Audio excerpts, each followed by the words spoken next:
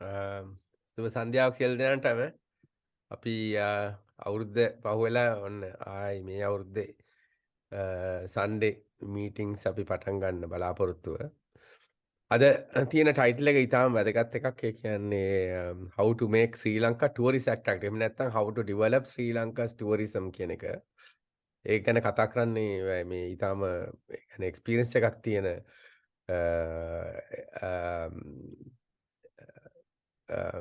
ශ්‍රී Lankan කෙනෙක්. එයාගේ introduction එක මම තා පොඩ්ඩකින් කරන්නම්. අපි මේ දැන් අද කතා කරන දෙකේ අපි මේ ලීඩ්ස් කියන එකේ ඇක්‍රොනිම් එක තමයි ලීඩ්ස් කියන්නේ ඇක්‍රොනිම් එකක්. ඒකේ තියෙන්නේ learn, educate, assess, decide ශ්‍රී ලංකා කියලා. ඒ කියන්නේ learn කියන්නේ මේ වගේ ලෙක්චර්ස් වලින් අපි ඔක්කොම ඉගෙන ගන්නවා. educate කියන්නේ දැන් මේ අය එක්ස්පර්ටීස්ලා ඇවිල්ලා එක්ස්පර්ට් අය අපිට අනිත් අයට උගන්වනවා. ඇසෙස් කියන්නේ දැන් අපේ බෑග්‍රවුන්ඩ් නොලෙජ් එක හොඳ වුණාම ඕන කෙනෙක්ගේ ලොජිකල් ඩිසිෂන් මේකින් ප්‍රොසෙස් එක හොඳ වෙනවා. ඒකයි. එතකොට අපි ඩිසිෂන්ස් ගන්න අය, ඒ කියන්නේ නොලෙජ් එක හොඳ වුණාම ලංකාවේ ඉන්න ඕනම කෙනෙක් ගන්න ඩිසිෂන් එක හොඳ වෙනවා. එතකොට තමයි අපිට හොඳ පොලිටිකල් සිස්ටම් එකක් අපිට හොඳ ක්‍රියාත්මක විදියක් කරගන්න පුළුවන් වෙන්නේ. ඉතින් ඒ වගේ ක්‍රමයක් තමයි අපි මේ දැන් කරගෙන යන්නේ. අපි এডুকেෂන් චැරිටි එකක් හැටියට තමයි වැඩ කටයුතු කරගෙන යන්නේ. එතකොට we'll have to introduce a little bit more. So we just passed the Sinhala and Tamil New Year. So it has been a reasonable, peaceful one at least.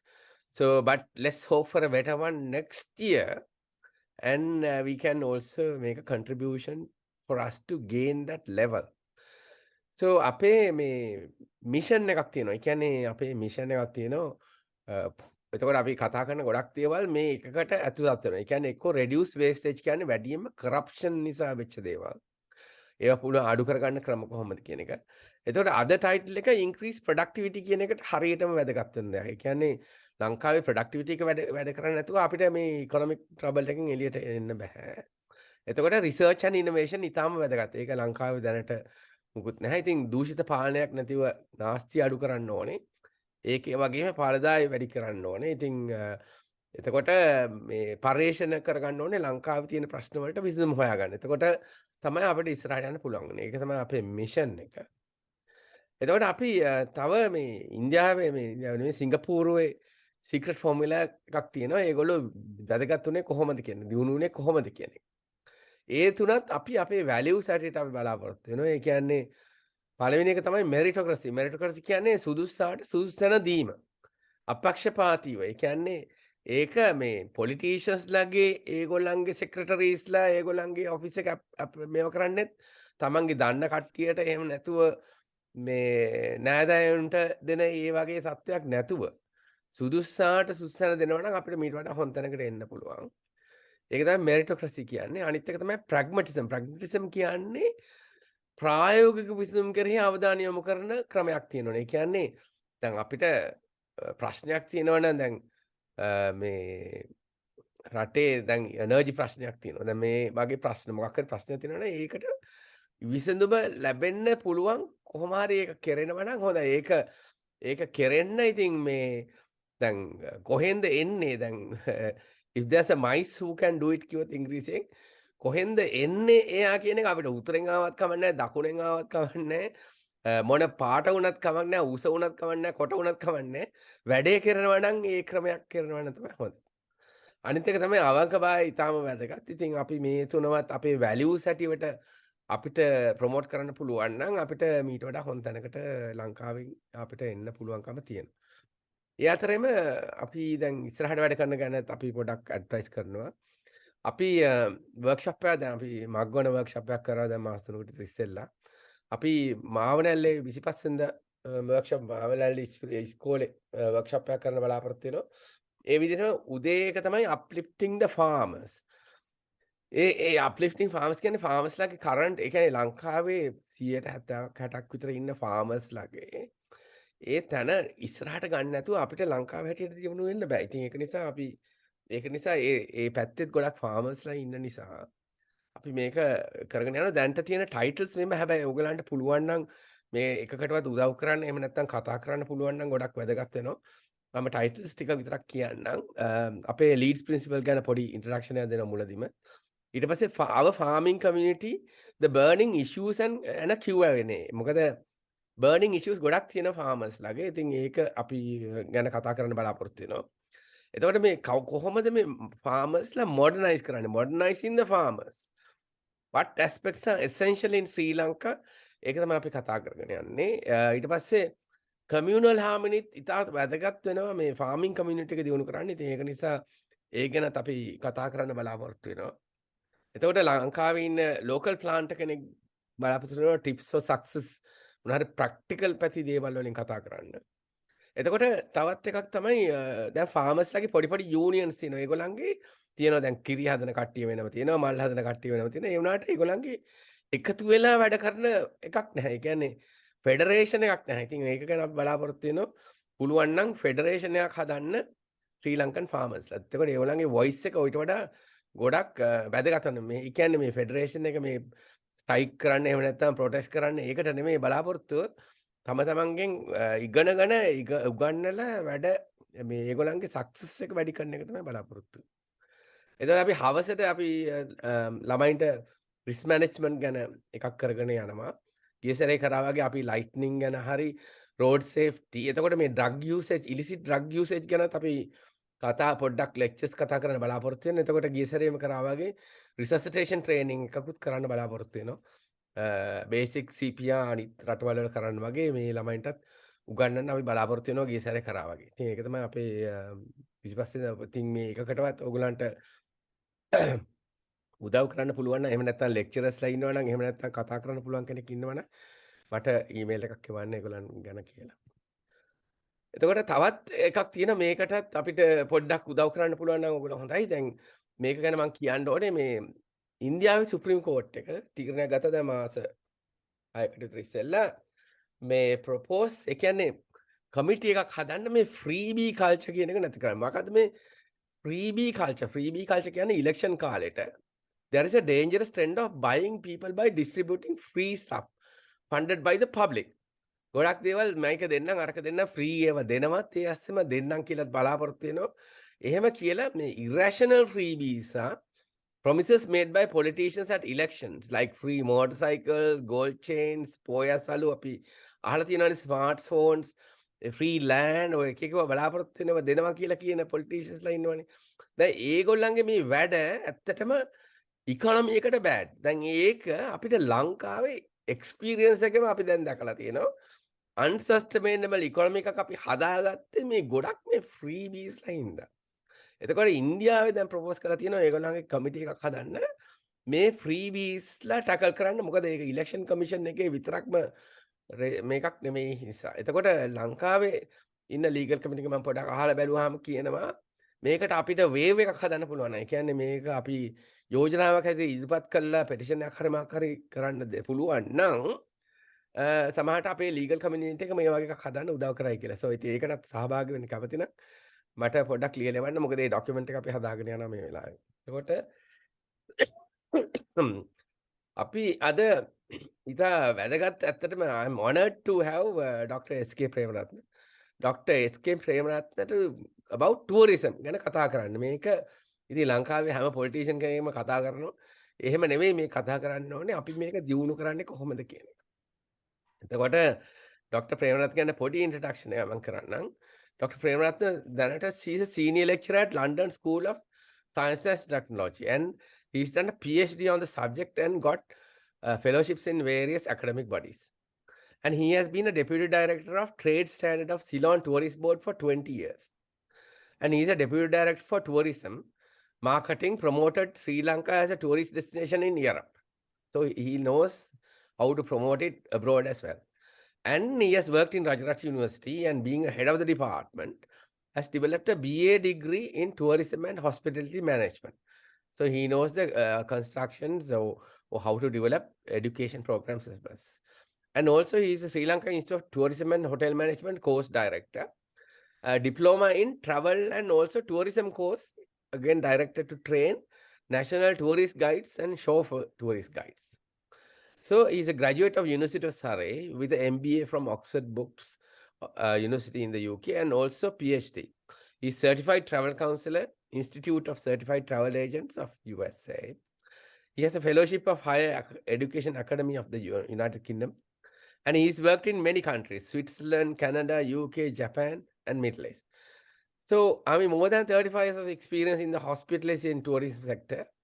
We don't have anybody like this. We didn't know that we had someone like you, Dr. Premaratna. Yeah, we are proud that you are here today. And we are recording whatever you're saying so people can make benefit of it. Yeah. Thank you for being here, Dr. Premaratna. I think you can upload your slides if you want to. Yeah. And then start talking. Yeah. Well done. Thank you very much.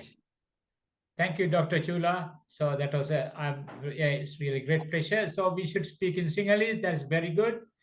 අපි කතා කරමු සිංහලෙන්ම මේකේතර තේරෙන හුඟක් කට්ටියකට tourism කියන එක tourism subject එක මේ ඉන්ඩස්ට්‍රිය this is the most sensitive industry in the world.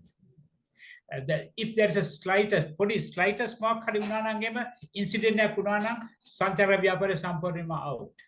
And touristලා එන්නෙත් නෑ ලංකාවට. හැබැයි මේක තමයි peace oriented industry in the world. ඒ කියන්නේ රටක් හොඳ peaceful environment එක maintain කරනවා නම් tourism will flourish. And රටක peaceful environment නැත්නම් එහෙම කවදාවත් touristලා ඒ රටට එන්නේ නැහැ. ඒක අපි තේරුම් ගන්න ඕනේ. දැන් අපේ රටේ තියෙන තත්ත්වය දිහා බලනකොට ඇත්ත වශයෙන්ම අපි හුඟක් පසුතැවිලි වෙන්න ඕනේ මේ ටූරිස්ට්ලාට කරන හැරස්මන්ට් වලට කරදර වලට. ඊයේ පෙරේදා මම මේ දැන් පටන් ගන්න ඇතම ජෙනරල් විදිහට තමයි කතා කරන්න කැමති. දැන් දවස් දෙකකට ඉස්සෙල්ලා රෂියන් ටූරිස්ට් ලේඩි කෙනෙක්ව රේප් කරලා තියෙනවා කාමරය ඇතුලේ. ඒ කියන්නේ එයා බුදියන් ඉඳලා තියෙනවා රෑ කවුද එක්කෙනෙක් කාමරයට ඇවිල්ලා රේප් කරලා ගිහිල්ලා රිසල්ට් ටික තරම් ගිහිල්ලා. ඔන්න ඔක තමයි තත්ත්වය අද. ඒකෙන් මේ කරන්නේ අපේ රටේ ටූරිස්ට්ලට කිසිම ආරක්ෂාවක් නැහැ. අපි පළවෙනිම කරන්න ඕනේ අපේ ටූරිසම් ඉන්ඩස්ට්‍රි අපි ඩෙවලොප් කරන්න නම් අපිට තියෙන්න ඕනේ health and safety and the protection. මේක ඉතා වැදගත්. ප්‍රොටෙක්ෂන් එකක් නැත්නම් එහෙම ලොකු ප්‍රශ්නයක් වෙනවා ටූරිසම් ඉන්ඩස්ට්‍රියට ඉස්සරහට. ඉතින් අතවශ්‍යම තව අනික් ප්‍රශ්නය තමයි අපේ ලංකාවේ ටූරිසම් ඉන්ඩස්ට්‍රිය දියුණු කරන්න අපි පැති පහකින් අපි සාමාන්‍යයෙන් මේ කල්පනා කළ යුතුයි. ඒ කියන්නේ අපේ රට කොහෙද පිහිටලා තියෙන්නේ? ඒක අපි ඉතාල වැදගත් වෙනවා අපිට. අපේ රට පිහිටලා තියෙන ලෝක හරියට මැද. අපිට ටූරිසම් ප්‍රොමෝට් කරන්න බැයි නම් ලෝක කිසිම රටකට ටූරිසම් ප්‍රොමෝට් කරන්න බෑ. මොකද අපේ තියෙන ලොකේෂන් එක is prime location in the world.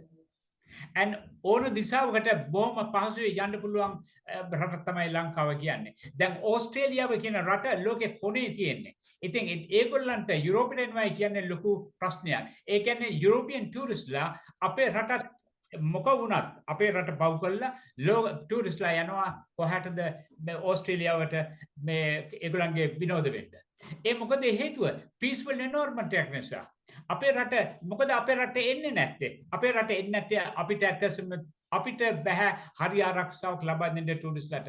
ඒක තමයි අපි ප්‍රධානින්ම කළ යුත්තේ. ඉතින් අපේ ලොකේෂන් එක දැන් බලනකොට අපි දායාද ලැබලා තියෙනවා. අපේ තියෙන resources ඒ කියන්නේ beaches අපේ තියෙනවා man-made attractions තියෙනවා natural attractions තියෙනවා wildlife තියෙනවා flora and flora ඒ ඔක්කොම තියෙනවා අනික ඒ තරම් නෙමෙයි අපිට තියෙන දියඇලි අපිට තියෙන දියඇලි ලෝකේ පළක් තැන් වල නැති තරමට දියඇලි තියෙනවා ඒ විතරක් නෙමෙයි අපේ රටේ දේශගුණය අපි එක තැනල අනිත් තැන් වලට යනකොට අපිට පුළුවන් පැය ගාණක් ඇතුළත අපේ දේශගුණය වෙනස් කරලාට අපිට සැප විඳින්න. කොළඹ රස්ට නම් අපිට යන්න පුළුවන් නෝර්වේලියට පැය දෙකකින් විතර. ඒ වගේ තත්ත්වයක් අපිට තියෙන්නේ. ඉතින් ඒකින්ද අපේ රටේ පහසුකම් හැමදේම තියෙනවා. ඒ ලොකේෂන් එක නම් අගන තැනක්. නමුත් අපිට එක දෙයක් වෙලා තියෙනවා දැන්. ඒ මොකද අපේ රටේ උෂ්ණත්වය වැඩි වීමක් ඇති වෙලා තියෙනවා. ඒක හුඟක් දෙනෙක් දන්නේ නැහැ මොකද අපි අධිවේගී මාර්ග වලට ගිහිල්ලා තියෙනවා දැන්. අධිවේගී මාර්ග වලට යනකොට දැන් බලන්න කොච්චර අපේ වයිල්ඩ් ලයිෆ් එක අපේ ග්‍රීන් මෙවක පාච් එක නැති වෙලා තියෙනවද? අපේ රට නිකන් බෙදලා වගේ ඇත්තටම පළක්කවට අපිට හිතෙන්නේ. ඒ මොකද අධිමාර්ගයේ දාපුවාම ඒ පාරේ අනිත් පැත්තට යන මාර්ගය අපිට අවහිර වෙලා තියෙනවා. ඒකෙන් ගම්වල මිනිස්සු වෙන් වෙලා තියෙනවා. ඉතින් ඕක ලොකු ප්‍රශ්නයක්. අපේ රට අධිමාර්ගය අවශ්‍යයි. නමුත් අධිවේගී මාර්ග දාන්න ඕන ක්‍රමයට නෙමෙයි අපි ආදී මාර්ගය දාලා තියෙන්නේ. එතන ලොකු ප්‍රශ්නයක් තියෙනවා. දැන් අපිට දැන් බලන්න ෆ්ලඩ් එක මොකක් වැඩි අපේ. අපේ රටේ ෆ්ලඩ් වැඩි වෙන්නේ හේතුව මොකද? අපේ කිසිම කන්ට්‍රෝල් එකක් නැති නිසා. කන්ට්‍රෝල් එක නැත්තේ කොහෙන්ද? ඇතසෙන්ම දැන් ආණ්ඩුව විශේෂයෙන්ම ඇටෙන්ෂන් එක දෙන්න ඕනේ රටේ තියෙන මේ රිසෝසස් කියන්නේ ඒ විදිහට මේන්ටේන් කරගන්න. අපි කියන්නේ සස්ටේනබල්. අපි සස්ටේනබල් ටුරිසම් වලට යනවා නම් අපේ තියෙන රිසෝසස් අපි දායද අපි ඒ විදිහට තියා ගන්න ඕනේ. අද බලන්න උදාහරණයකට ගන්නකොට 1948 අපි නිදහස ලබනකොට අපේ රටේ ජනගහනය හිටියේ කීයද කියලා දන්නවද? ලක්ෂ 62යි. අද 2020 අපේ රටේ ජනගහනය කීයද? ලක්ෂ 221යි. ඉතින් හිතන්න පුළුවන් අපේ ජනගහනය කොච්චර වර්ධනය වෙලා තියෙනවද කියලා. ඒ ජනගහනය වර්ධනය වෙන්නේ හේතුව මොකද කියන එකත් අපි දැනගන්න ඕනේ. ඒ මොකද අපි ඇත්තටම කියනනම් අපේ තියෙන ඕවර් කැරින් කැපැසිටි එකක් තියෙනවා රටේ. රටේ කැරින් කැපැසිටි එක කියන්නේ රටේ දරගන්න පුළුවන් ජනග්‍රහ ප්‍රමාණයක් සිටිය යුතුයි. අපේ දරන්න බැරි ජනගහනයක් අපේ රටේ දැන් ලංකාවේ ඉන්නවා. ඒක නිසා තමයි ඔක්කොම ප්‍රොබ්ලම් ඇති වෙලා තියෙන්නේ. ඉතින් ඒකට වක්යන්න ඕනේ අපි සියලු දෙනා වකිය යුතුයි. අද බලන්න කොහොමද අපේ ග්‍රීන් ගතිය නැතිලා තියෙන්නේ කියලා. පොල් වතු අද නැහැ. පොල් වතු මොකද වෙලා තියෙන්නේ? ඔක්කොම වෙන්දේසි කරලා නැතිලා තියෙන්නේ. පර්චේස් විශ්ව කෑලි තමයි හැමතැනම තියෙන්නේ. අද ඇත්තටම අපි ඉස්සර කොරියාව කියලා කිව්වට අද තව අවුරුදු ගණක් මෙහෙම යනකොට අපේ ලංකාව කෙලින්ම කොරියාවක් වෙයි.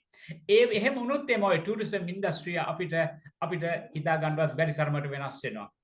ඒ විතරක් නෙමෙයි අපේ රටේ ටුරිසම් ව්‍යාපාරය තව දියුණු කර ගන්න ඕන නම් අපේ පුළුවන් තරම් අපි බලන්න ඕනේ මේක ඒ විදිහට පවත්වාගෙන සස්ටේනබල් ටුරිසම්.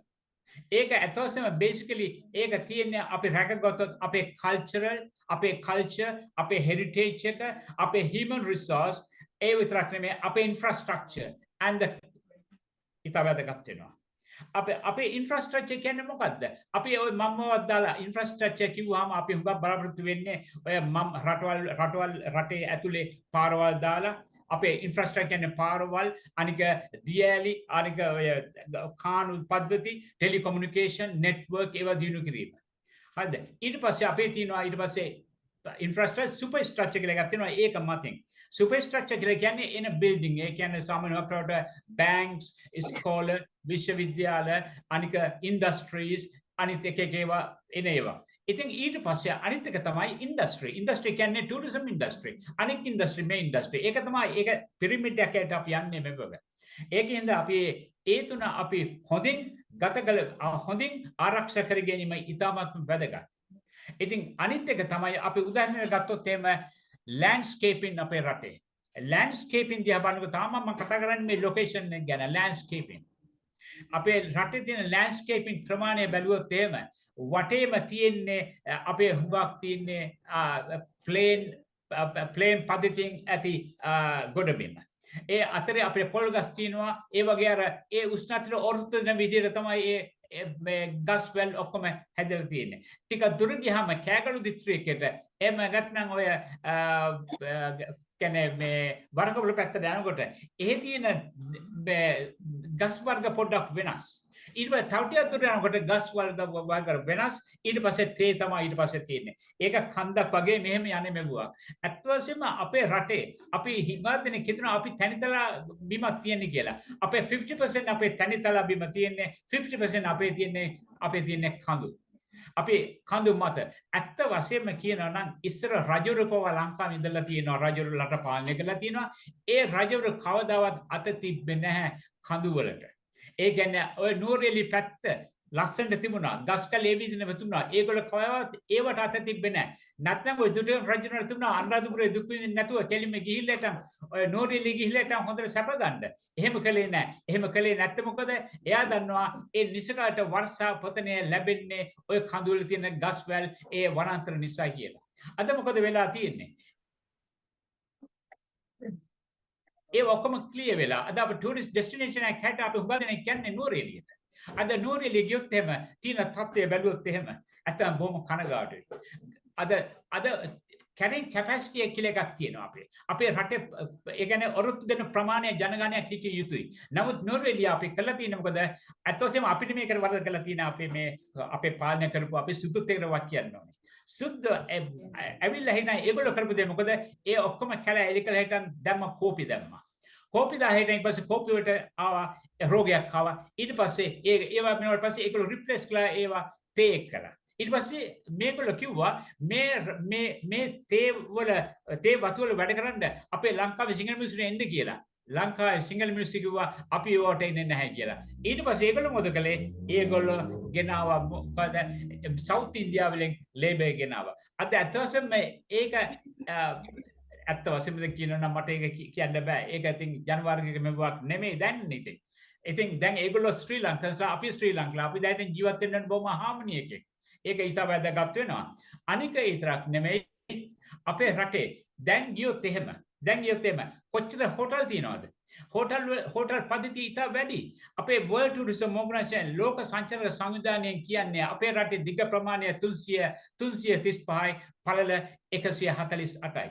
අපිට අවශ්‍ය ටූරිස්ට් ජන ප්‍රමාණය අවශ්‍ය වෙන්නේ 1 million tourists. ඊට වැඩිය ටූරිස්ට් ආවොත් එහෙම over carrying capacity. ඊට පස්සේ මොකද වෙන්නේ? අපේ environment pollution, social pollution, cultural pollution ඒවා ඔක්කොම ඇති වෙනවා. ඊට පස්සේ religion tourism also ඇති වෙනවා. දැන් වෙලා තියෙන්නේ මේ මෙවක තමයි. අපිට ටූරිස්ට්ලා අවශ්‍යයි. නමුත් අපට අවශ්‍ය වෙන්නේ quality tourism. quality tourism අවශ්‍ය වුණොත් අවශ්‍ය වෙන්න මොනවද අපි කළ යුත්තේ? quality tourism අවශ්‍ය වෙන්නේ අපිට ඇත්ත වශයෙන්ම අපේ රටේ ප්‍රමිතිය අපිට ඉමේජ් එක ඩෙවලොප් කරගන්න ඕනේ.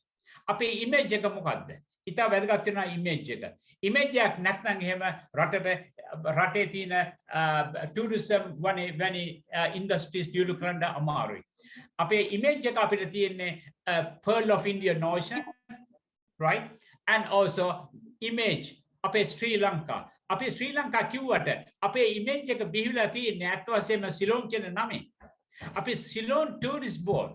තාම යන්නේ සිලෝන් ටූරිස්ට් බෝඩ්. අපි තාම යන්නේ සිලෝන් ටී. අපේ දැන් ওই නම වෙනස් කළාට පස්සේ කොච්චර අපිට ඩැමේජ් එකක් වුණාද කියලා කියන එක කවුරුත් පිළිගන්නේ නැහැ. නමුත් ඇත්තටම 77 කොහෙද අපේ 70 කියන්නේ 77 සිනමා බණ්ඩාරගේ මැතිණියේ කාලේ අපේ ජනරජයක් හැටියට අපි කළා අපේ රටේ නම වෙනස් කළා. ඒ රටේ නම වෙනස් කරපුවාම අපේ තියෙන භාණ්ඩ වල තියෙන ඉල්ලුමත් ඊට පස්සේ අඩු වුණා හුඟක් තේවලට වගේ වට. දැන් අද සිලෝන් ටී කිව්වට මිනිස්සු ගන්න ශ්‍රී ලංකා ටී කිව්වා මිනිස්සු දන්නේ නැහැ මොකද්ද කියලා. ඇත්ත වශයෙන්ම මේ කියන්නේ සිලෝන් ටී හැටියට. ඉතින් ඒ වගේ ප්‍රශ්නක් ඇති වෙලා තියෙනවා. අනික අපේ ඉමේජ් එකක් ඉස්සෙල්ලා තිබුණා හොඳටම ලංකාවේ මිනිස්සු හරිම ෆ්‍රෙන්ඩ්ලි හරිම හොඳයි කියලා. නමුත් අද මොකද වෙලා තියෙන්නේ? අද ලංකාවේ මිනිස්සු ෆ්‍රෙන්ඩ්ලිද? ඇත්ත වශයෙන්ම අද ෆ්‍රෙන්ඩ්ලි වෙන්න විදියක් නැහැ. මොකද ඉකොනොමිකලි අපේ මිනිස්සු ගා පල්ලෙහාට ගිහිල්ලා තියෙන්නේ. ඉතින් ඒකින්ද ඒගොල්ලන් දැන් හදන්නේ to by hook or by crook to earn the money. අන්න ඒතර ප්‍රශ්න වෙලා තියෙන්නේ. අද safety අද ගිව 3 wheel කාර්යය ගියොත් අද බාන්න රටේ ආරක්ෂා මොකද්ද කියලා ටූරිස්ට් කෙනෙකුට 3 wheel එක යන්න පුළුවන්ද? ඕවර්චාර්ජ් කරනවා. දැන් හොටෙල්ස් වලට ඒක කරනවා. අනික ගයිඩ්ලා ඉන්නවා. සයිට් ගයිඩ්ලා ඉන්නවා. ඒගොල්ලන්ගේ වෙන හානිය ඒව ඔක්කොම මොනිටර් කළ යුතුයි. ඇත්තම ටූරිස්ට් බෝඩ් එකෙන්. ටූරිස්ට් බෝඩ් එකෙන් ඒව මොනිටර් කළේ නැත්නම් ලොකු ප්‍රශ්නයක් වෙනවා. ඒ වගේ අය නිතරම ට්‍රේන් කරන්න ඕනේ. අපි එකසරේ ට්‍රේන් කළා සර්ටිෆිකේට් එකක් දුන්නට මදි. ඇත්ත වශයෙන්ම අපි ඒගොල්ලෝ නිතරම ට්‍රේන් කළ යුතුයි. ට්‍රේනින් ප්‍රෝග්‍රෑම් ඇත්ත වශයෙන්ම යා යුතුයි හොඳටම. ඒක ඉතවයි. එහෙම කළේ නැත්නම් එහෙම. ඒ කියන්නේ ෆස්ට් ඉයර් ඒගොල්ලන් ලයිසන්ස් දෙකට ට්‍රේන් කරනවා. ඊට පස්සේ අවුරුදු දෙකකින් පස්සේ ආයි ට්‍රේන් එකක් දිය යුතුයි. මොකද ආකල්ප වෙනස් වෙනවා. සංස්කෘති වල තියෙන දැන් මිනිස්සුන්ගේ සිතුම් පැතුම් වෙනස් වෙනවා. ඒ විතරක් නෙමෙයි රටේ තියෙන තත්ත්වය වෙනස් වෙනවා. ඒකෙන්ද ඒක ගැන ඒගොල්ලන් දැනුවත් වීමක් දිය යුතුයි. එහෙම දැනුවත් වීම දුන්නේ නැත්නම් එහෙම මොකද වෙන්නේ? රටේ තියෙන කියන්නේ ටූරිස්ට්ලාගේ ආකල්පයක් වෙනස් වෙනවා ඊට පස්සේ.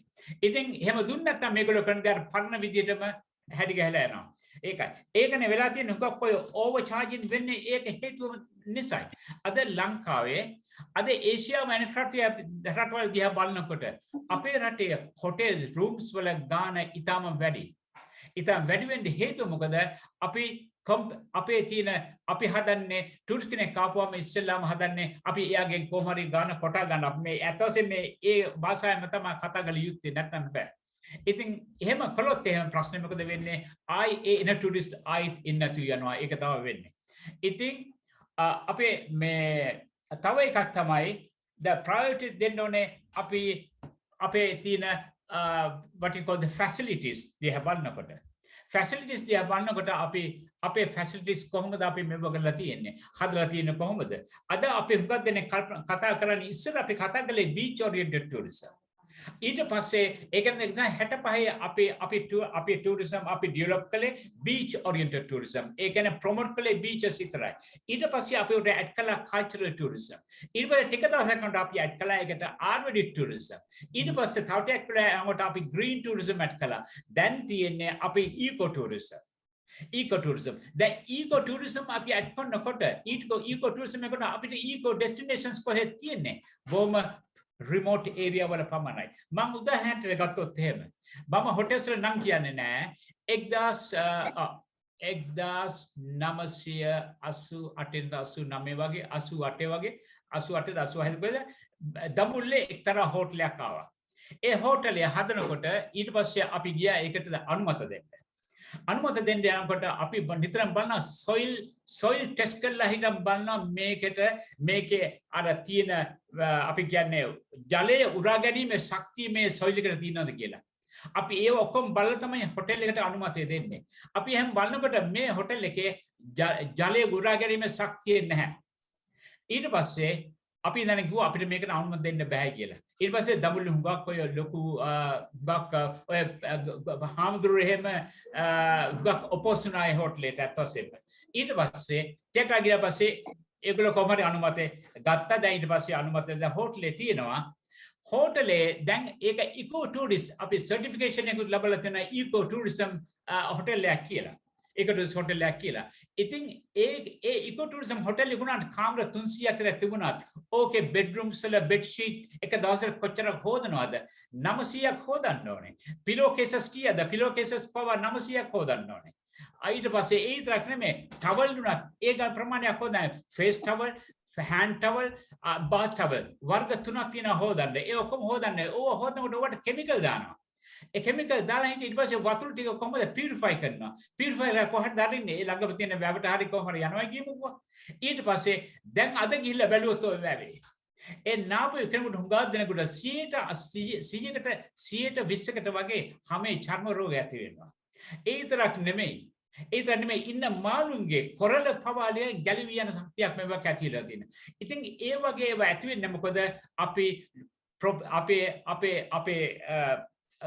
tourism policies අපි හරියට implement කරන්න නැති හින්දා වෙන්නත් බැරි නැහැ. ඇත්ත වශයෙන්ම අපි කළ යුතු එක දෙයක් තියෙනවා. ඒ මොකද්ද? අපේ tourism department එක අපේ tourist board එක මීට වඩා හොඳ සක්මත් වෙයි කියලා මම හිතනවා. ඇත්තටම මේක ඉතා හොඳ මෙවුවක් වෙනවා. ඒගොල්ලෝ නිතරම බලන්නේ ඇත්තටම අපි අනුමත දෙන හොටෙල්ස් වලට අනුමත දෙනකොට අපි බලන්න ඕනේ carrying capacity එක කොහොමද කියලා එක. අද හුඟක් මොකක් හරි හදිසියක් වෙච්ච ගමන් ඔය හොටෙල්ස් ඔක්කොම වහන්න වෙනවා. ඊට පස්සේ මිනිස්සුන්ට මොකද වෙන්නේ? රස්සාවල් නැහැ. ඒගොල්ලෝ ජීවත් වෙන්න බැරි කමක් එනවා ඊට පස්සේ. ඒම නිසා අපි ඒවා සස්ටේනබල් විදිහට අපි හැදිය යුතුයි. ඒ හදන්න නම් රටේ ආරක්ෂාව දියුණු කළ යුතුමයි. රටේ ආරක්ෂාව දියුණු කළේ නැත්නම් ඔය කිසිම දෙයක් කරන්නට බෑ. ඒකට අපේ සේෆ්ටි ඒකනේ ටූරිස්ට් දෙන සේෆ්ටි තමයි number 1. සේෆ්ටි number 1 ඒක කලේ නැත්නම් එම කවදා ටූරිසම් නම් ඩෙවලොප් කරන්න බෑ රටේ. ඉතින් ඒක කළ යුතුම දෙයක්. අනික එක තමයි අපේ cultural and heritage. මේවා ඉතා වැදගත් අපේ heritage එක. අපේ Dutch fort cities තියෙනවා, Dutch cities තියෙනවා, Dutch fort තියෙනවා, අනික අපේ තියෙනවා Portuguese ports තියෙනවා. ඒවා ඇත්තටම කියනනම් අපි හද ඒවා man made attractions.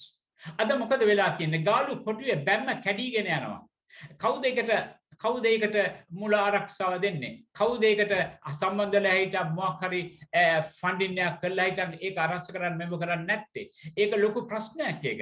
ඒ විතරක් නෙමෙයි. අද බලන්න අද තියෙන පොර්චුගීස් ෆෝර්ට් එක කොහෙද මේ මීගොමේ තියෙන කී දෙනෙක් දැකලා තියෙනවද ඒක? ඒක ඇත්තටම කඩලා යන්නවත් බෑ. ඒක හිරගයක්. ඒක අපේ මීගමේ තියෙන හිරගේ තමයි අපේ තියෙන පෘතුගීස් බලකොටුව.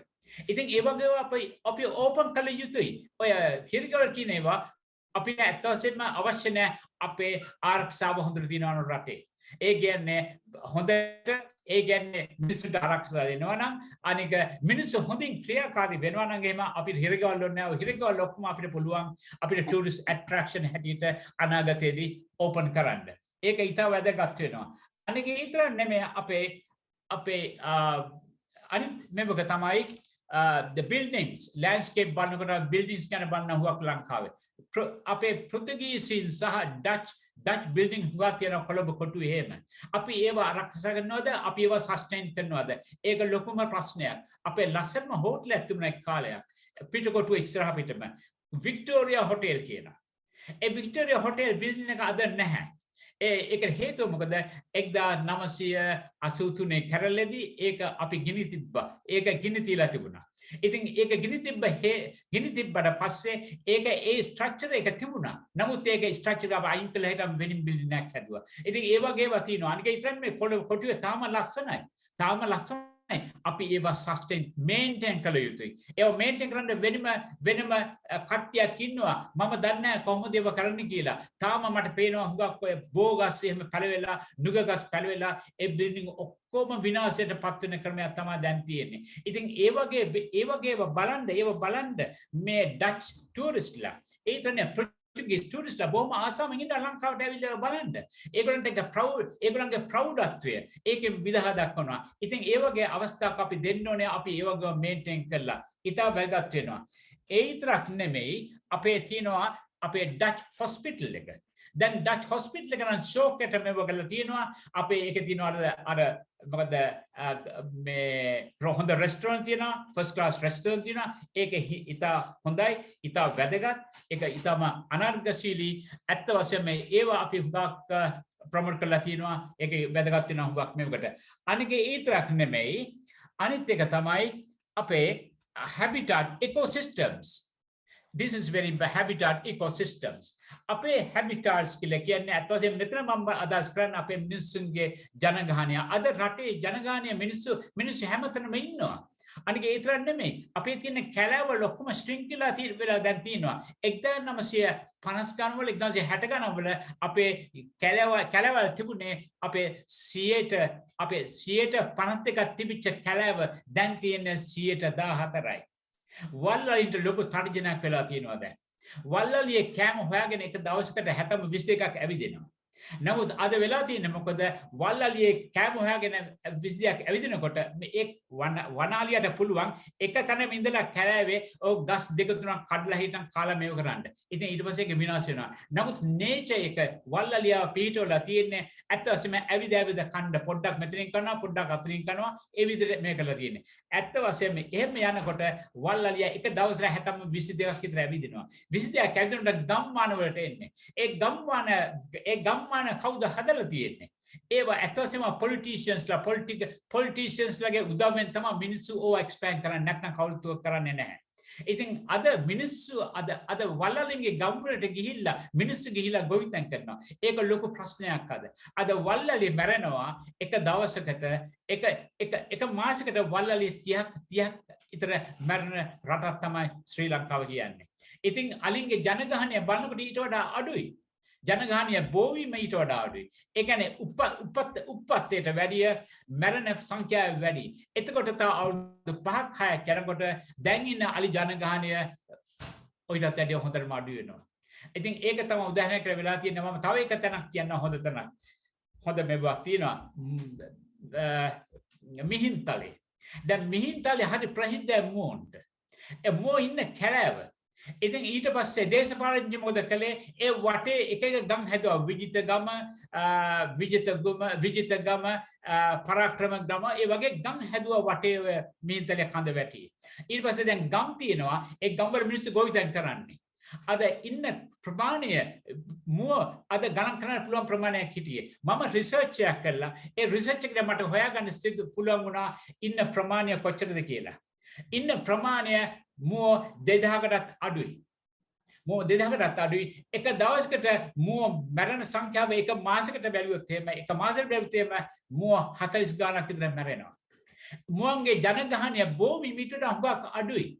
තව අවුරුදු 5ක් යනකොට එක මුවෙක්වත් මිහින්තලේ නැහැ. ඉතින් ඒ ප්‍රශ්න වලට ඔක්කොම මැදිහත් වෙන්නේ දේශපාලඥයෝ. ඉතින් දේශපාලඥයන්ගේ ඇගිලි ගැසීම මේවට සිද්ධ වුණාට පස්සේ ඇත්ත වශයෙන්ම මොන කතාවද අපේ ටුරිසම් ඉන්ඩස්ට්‍රියට? ඒක ලොකු දෙයක්. ඉතින් අපේ රටේ ප්‍රමිතිය මේන්ටේන් කළ යුතුයි. ප්‍රමිතිය කියලා කියන්නේ ට්‍රාන්ස්පෝර්ට් වල ප්‍රමිතිය, ත්‍රී වීල් වල ප්‍රමිතිය, ඒ වගේම බස් වල ප්‍රමිතිය. අද ට්‍රාන්ස්පෝර්ට් නෙට්වර්ක් එක හරිම කනගාටුදායක ලෙස තමයි තියෙන්නේ. ඉතින් ඒක ගමනාගමන දෙපාර්තමේන්තුව කළ යුතු එකම දෙයක් තමයි ලංකා ගමනාගමනලේ කවුරු හරි සබඳෙනෙක් හරි පත් කරනකොට හොඳ දැනුමක් තියෙන ගමන ට්‍රාන්ස්පෝර්ට් නෙට්වර්ක් ගැන ට්‍රාන්ස්පෝර්ට් මැනේජ්මන්ට් ස්ටඩි කරපු එක්කෙනෙක් කවුරු ඉන්නවා නම් අන්න ඒ වගේ කෙනෙක් පත් කළ යුතුයි. එතකොට එයා දන්නවා මොකක්ද කියලා කරන්න ඕනේ කියලා. අද ටෙක්නොලොජි පාවිච්චි කරනවද අපි නැහැ. අද බාණ්ඩ ටුරිස්ට්ට අවශ්‍ය වෙන ටෙක්නොලොජි. ටෙක්නොලොජි පාවිච්චි කරේ නැත්නම් අද ටුරිස්ට් කෙනෙක් යන්නේ නැහැ කොහොමවත්. අද ටුරිස්ට් එන්නේ ඉස්සෙල්ලා එයා ටෙක්නොලොජි පාවිච්චි කරනවා, හොටෙල් රිසර්වේෂන් කරනවා, ට්‍රාන්ස්පෝර්ට් වලට යන ගාතු ඔක්කොම දීලා ඒගොල්ලෝ එන්නේ. අනික කෝච්චි ටිකට් එකක් ඒගොල්ලන්ට ඔන්ලයින් ගන්න පුළුවන්. ජර්මන් ටුරිස්ට් ජර්මනියෙන් නැත්නම් ලංකාවට එන්න ඕන නම් අපේ ටෙක්නොලොජි තිබුණා නම් අද ටෙක්නොලොජි නැති හින්දා එයා ලංකාවේ එයාපෝට් එකෙන් පස්සේ අපේ රටේ ටෙක්නොලොජියක් නෑ පාවිච්චි කරන්න. ට්‍රාන්ස්පෝර්ට් නෙට්වර්ක් එකේ. ඒක බොහොම කනගාටුදායකයි. අද හුඟක් දෙනෙක් අද මම ළඟදී මම නිවුස් පේපර් එක ඇහුවා. එක්කෙනෙක් ඔන්ලයින් ටිකට් එකක් කරන් තිනවා නුවරට යන්න. ඊට පස්සේ ඒතන ගියාට පස්සේ කිව්වලු නැහැ කියලා සීට් ඕ බුක් කියලා කිව්වලු. ඒ වගේ ප්‍රශ්න ඇති වෙලා තියෙනවා ලංකාවේ. ඉතින් ඒ කියන්නේ කිසිම මේක විශ්වාසයක් තියන්න බෑ ලංකාවේ ටෙක්නොලොජි ගැන. එතන ප්‍රශ්න තියෙන්නේ. ඒකින්ද තමයි ටුරිස්ට් කෙනෙක් ලංකාවට ආපුවාම එකපාරටම ඒ සල්ලි වලින් එයාගේ මොබයිල් ෆෝන් එකෙන් ටිකට් එක ගන්න බලමු විදිහට තියෙන්න ඕනේ. ඊට පස්සේ එයාගේ ටිකට් එකේ රිසර්වේෂන් සීට් එකේ නම්බර් එක තියෙනවා නම් ඒක ගිහලා කෙලිම එයා වාඩුණා එච්චර ප්‍රශ්නයක් නැහැ. ඉතින් ඒ වගේ ටෙක්නොලොජි තියෙන්න ඕනේ. ඒ විතරක් නෙමෙයි. ඒ ටෙක්නොලොජි එක ඩෙවලොප් කරන්න ඕනේ. මේකට හෙරිටේජ් සයිට් එකට ගියාම ඒ සයිට් එකේ තියෙන විස්තර එයාගේ මොබයිල් ෆෝන් එකෙන් අහන්න පුළුවන් ක්‍රමයක් තිබුණා නම් බොහොම හොඳයි. අන්න ඒ වගේ ක්‍රමයක් තමයි තියෙන්න ඕනේ. අනික අපේ ටුරිස්ට් ගයිඩ්ලා අද ටුරිස්ට් ගයිඩ්ලා හුඟක් ඉන්නවාද? ඒ ටුරිස්ට් ගයිඩ් ලෙක්චරර් මහතුරු අද හුඟක් බොහොම සන්තෝෂයි. හුඟක් දෙනෙක් කතා කරනවා විදේශීය භාෂාවල්. දැන් ජර්මන් ටුරිස්ට්ලා ආපුවම ජර්මන් ටුරිස්ට්ලාව හැන්ඩල් කරන්නේ ජර්මන් ටුරිස්ට් ගයිඩ්. ඊට පස්සේ ෆ්‍රෙන්ච් අය ඒ වගේ ගයිඩ්ලා ඉන්නවා අපේ රටේ. ඒ විතරක් නෙමෙයි. අනික වෙලා තියෙන්නේ දැන් ජර්මන්ස්ලාගේ වෙලා තියෙන මේකයි ටුරිස්ට් ගයිඩ්ලවත් අපි ට්‍රේන් කරන්න ඕනේ එක මෙව්වලට. ඒ මොනවද? හෙල්ත් ඇන්ඩ් සේෆ්ටි ආරක්ෂාව ගැන. ඒගොල්ලෝ හුඟක් දෙනෙක් අර ඉගෙනගත්ත දේවල් මෙව කරනවා මිසක් ඊට පස්සේ ෆලෝ අප් කරලා නැහැ. ඇත්ත වශයෙන්ම රටේ තියෙන තත්ත්වය මේකයි. ඒව ගැන ඔක්කොම දැනුවත් කිරීමක් කළ යුතුයි දැන් එන ටුරිස්ට් ගයිඩ්ලට. ඒගොල්ලන්ට කල්චරල් ගැන කියා දෙන්න ඕන හුඟක් තව දැනුවත් කිරීමක් කළ යුතුයි. අනික භාෂාවන් ගැන හුඟක් දැනුවත් කළ යුතුයි. අනික ඒ විතරක් නෙමෙයි අද අපේ කුසින් අපේ කෑම වර්ග ගැන. අද හුඟක් ගයිඩ්ලා හුඟක් එක යන්නේ ගිහිල්ලා කවන්නේ ඔක්කොම වෙස්ටර්න් ෆුඩ් තමයි හුඟක් දෙනකොට කන්න දෙන්නේ. ඇත්ත වශයෙන්ම කොහොමද අපේ රටේ තියෙන අපේ ආරක්ෂාව අපේ ආහාර වේලවල් අපි ඒගොල්ලන්ට මේව කළා. අද තව එකක් මට කියන්න ඕනේ. තව එකක් කියන්න ඕනේ. අපේ රටේ තියෙන ආහාර වලට තැන දී යුතුයි. අද හොටෙලෙට ගියොත් අපිට හුඟක් තියෙන වෙස්ටර්න් ෆුඩ්. ඒක වෙස්ටර්න් ෆුඩ් දැන් ඉංග්‍රීසි මිනිහෙක් ලංකාවට එන්නේ ඉංග්‍රීසි කෑම කන්න. ඉංග්‍රීසි මිනිහා ලංකාවට එන්නේ ඉංග්‍රීසි කෑම කන්න මේ ලෝකල් කෑම කන්න. ඒ අවස්ථාව අපේ දී යුතුයි. ඒක ඉතාල වැදගත්. දැන් පළතුරු ගැන බැලුවොත් ඕන හෝටල් එකක තියෙන පළතුරු තමයි grapes, apple, මිදි ඒවා. ඒවා නෙමෙයි අපිට ඕනේ. අපේ තියෙන රටේ අපේ තියෙන පළතුරු. අපේ තියෙන පළතුරු මොනවද? අඹ, රඹුටන්, අන්නාසි, තව මොනවද තියෙන්නේ? ඒ තියෙන જાති ඔක්කොම නාරං, හිඹුටු, බෝටියා, දම්. දැන් බලන්න මෙහෙ තියෙනවා දම් විකුණන්න. දම් වගේ මේවා තියෙනවා. කොච්චර එක්ස්පෙන්සිව්ද කියලා. ඒ විතරක් නෙමෙයි අපේ රටේ නම් පඩගෙඩි. අර පඩගෙඩි කියන්නේ ඉස්සෙල්ලා පඩගෙඩි. ඒ පඩගෙඩි ඒක මෙඩිසිනල් වැලියු එකක් තියෙන මෙවුවා. අද ඒව නැහැ. ඒව මෙහෙ තියෙන විකුණන්න පඩගෙඩි 5 පවුම් 5යි. මම දැක්කා මේ ළඟදී මාගට නම් පඩගෙඩි පවුම් 5යි. නමුත් ලංකාවේ අපේ දේශීය මිනිස්සුන්ට වගා කරන්න පුළුවන්. ඒවා කළා හිටන් ඒවට දෙනවත් කීමක් කළ යුතුයි. අනික ඒවා රෙකග්නයිස් කළ යුතුයි. ඒවා රෙකග්නයිස් කළේ නැත්නම් ඒවල තියෙන ඉල්ලුම නැති වෙනවා. එතන ප්‍රශ්න තියෙන්නේ. ඉතින් ඒකින්ද අපි ඒ ඉල්ලුම වැඩි කළ යුතුයි ඒ වගේ දේවල් වලට. අපේ දේශීය පළතුරු ඉතාලි නාරං වලට, නමිනම් වලට, ඒ වගේම ඔය මේ වෙරළු වලට ටූරිස්ට්ලා කන්නේ නැහැ. ඒ අවස්ථාව දී යුතුයි ඒගොල්ලන්ට. ඒ වගේ කළ යුතුයි. අත මේ කලේ නැත්නම් අපේ තියෙන දේශගුණික මෙවලට අපේ තියෙන දේශීය තියෙන අපේ ආහාර වලට තියෙන තත්ත්වය නැති වෙනවා. අනික තමයි අපේ මම කිව්වා ක්ලයිමේට් එක වෙනස් වෙන හැටි. අද ක්ලයිමේට් වෙනස් වෙලා තියෙන හැටි මම පෙන්නවා. රටේ ඉකෝසිස්ටම් එක වෙනස් වෙලා තියෙන හැටි. ඒ මොනවා හින්දාද? මොකද නෙමෙයි හයිවේස් හින්දා. තව හයිවේස් හදන්න ප්‍රශ්නයක් නැහැ. නමුත් වැඩේ තියෙන්නේ අපේ තියෙන දායාද අපේ තියෙන ලෑන්ඩ්ස්කේප් එක නැති වෙලා යනවා. ඒ ලෑන්ඩ්ස්කේප් එක තමයි අපේ ටූරිසම් ප්‍රොඩක්ට් එක. ඒක නැතිවෙච්ච දාට ටූරිස්ට්ලා එන්නේ නැහැ ඔයාලට. ඒකයි ප්‍රශ්න තියෙන්නේ. අනික තමයි අපේ තියෙන human resource, economic resource. මේක ඉතාල වැදගත් වෙනවා. human resource. මම උදාහරණයක් කියන්න. මම හොටෙල් ස්කූල් එකේ ඉගෙන ගත්තා ලංකාවේ. ලංකාවේ හොටෙල් ස්කූලේ මම ඉගෙන ගත්තා. අපේ රටේ හොටෙල් ස්කූල් ප්‍රෝග්‍රෑම් එක 1965. 65 පටන් ගන්න අපේ තිබුණේ 3-year diploma in tourism and hospitality management. ඊට පස්සේ තිබුණා craft courses in food and beverage, craft course in reception, craft course in housekeeping, craft course in cookery. ඉතින් ඒ වගේ මේවා තිබුණා. දැන් අද කියලා බැලුවත් තමයි අපිට තියෙන්නේ ඒව පමණයි. ඒවා වැඩි දිනුවක කිරීමක් කළා නැහැ. මම ඇත්ත වශයෙන්ම රෙකමන්ඩ් කළා මම ඩිරෙක්ටර් කෝස් ඩිරෙක්ටර් වෙලා ඉන්න දවස්වල අපි මේකට අපි ඩිප්ලෝමා නෙමෙයි. අපි කොහොම හරි බේසික් ඩිග්‍රියක් අපි මෙතන ඉන්ට්‍රොඩියුස් කරමු කියලා. ඉතින් මට ඒකට සහයක් දුන්නේ නැහැ ඇත්ත වශයෙන්ම කවුරුත්. මම ඒක නිසා තමයි මම ඉල්ලා අස්ලහිට මෙහෙ ආවේ. ඒකයි හේතුව. ඉතින් දැන් ඇත්ත වශයෙන්ම දැන් පටන් ගන්න තියෙනවා. දැන් ඇත්ත වශයෙන්ම මම ඒකෙන් ගිහිල්ලා මම රජරට විශ්වවිද්‍යාලයට ගිහිල්ලා මම පටන් ගත්තා. මම ඉන්ට්‍රොඩියුස් කළා මේ බේසික් ඩිප්ලෝමා ඩිග්‍රී එක BA degree in hospitality and tourism management. දැන් ඒක හොඳ කාලෙම හොඳට යනවා. ඒ අතරම බෙලිහුල විශ්වවිද්‍යාලයත් එක පටන් ගත්තා. දැන් ඒකත් හොඳට යනවා. ඉතින් ඒ ඔක්කොම හොඳට යනවා. දැන් කොළඹ විශ්වවිද්‍යාලයේ දීලා අපේ තියෙනවා ඩිග්‍රියක් නෑ. නමුත් MBA එකක් තියෙනවා. Economic in hospitality and tourism management කියලා. tourism economic. ඉතින් ඒක හුඟක් හොඳ ප්‍රෝග්‍රෑම් එකක් අත වශයෙන්ම senior management level එකට. අපිට හුඟක් senior management එකට වැඩිය අපේ තියෙන 120ක් අපේ senior management level එකට courses develop කරන ගමන්ම අපේ junior management එකට 80ක් අපි මේ programs develop කළ යුතුයි. develop ඒ කියන්නේ management level එකේ එක courses අත වශයෙන්ම ඔය අපිට introduce කරන්න පුළුවන් what you call the development programs. ඒ කියන්නේ graduate development programs වගේ ඒවා අපි develop කළා introduce කළා හිටන් අපේ industry in the ministry industry in the staff එකට ඒවා introduce කළා ඒගොල්ලන්ගේ දැනුම දියුණු කරපුවාම ඇත්ත වශයෙන්ම tourism industry automatically දියුණු වෙනවා නිසකයි ඇත්ත වශයෙන්ම මොකද ඒගොල්ලන්ගේ දැනුවත් කිරීමක් නැහැ ඒගොල්ලෝ වැඩ කරන එක පමණයි තියෙන්නේ අනික ඊතර නෙමෙයි අපේ human resource අපි බලා ගන්නවද හොඳට දැන් උදාහරණයක් ගත්තොත් එහෙම අපි කියන්නේ දැන් customer is number 1 දැන් කොනෙක් කෙනෙක් ආපුවාම customer is number 1 දැන් ඒක නෙමෙයි තත්ත්වය Then customer is number 2. Kawuda is number 1? Staff. If you don't look after the staff will not look after the customers. This is very important. And why don't you pay them?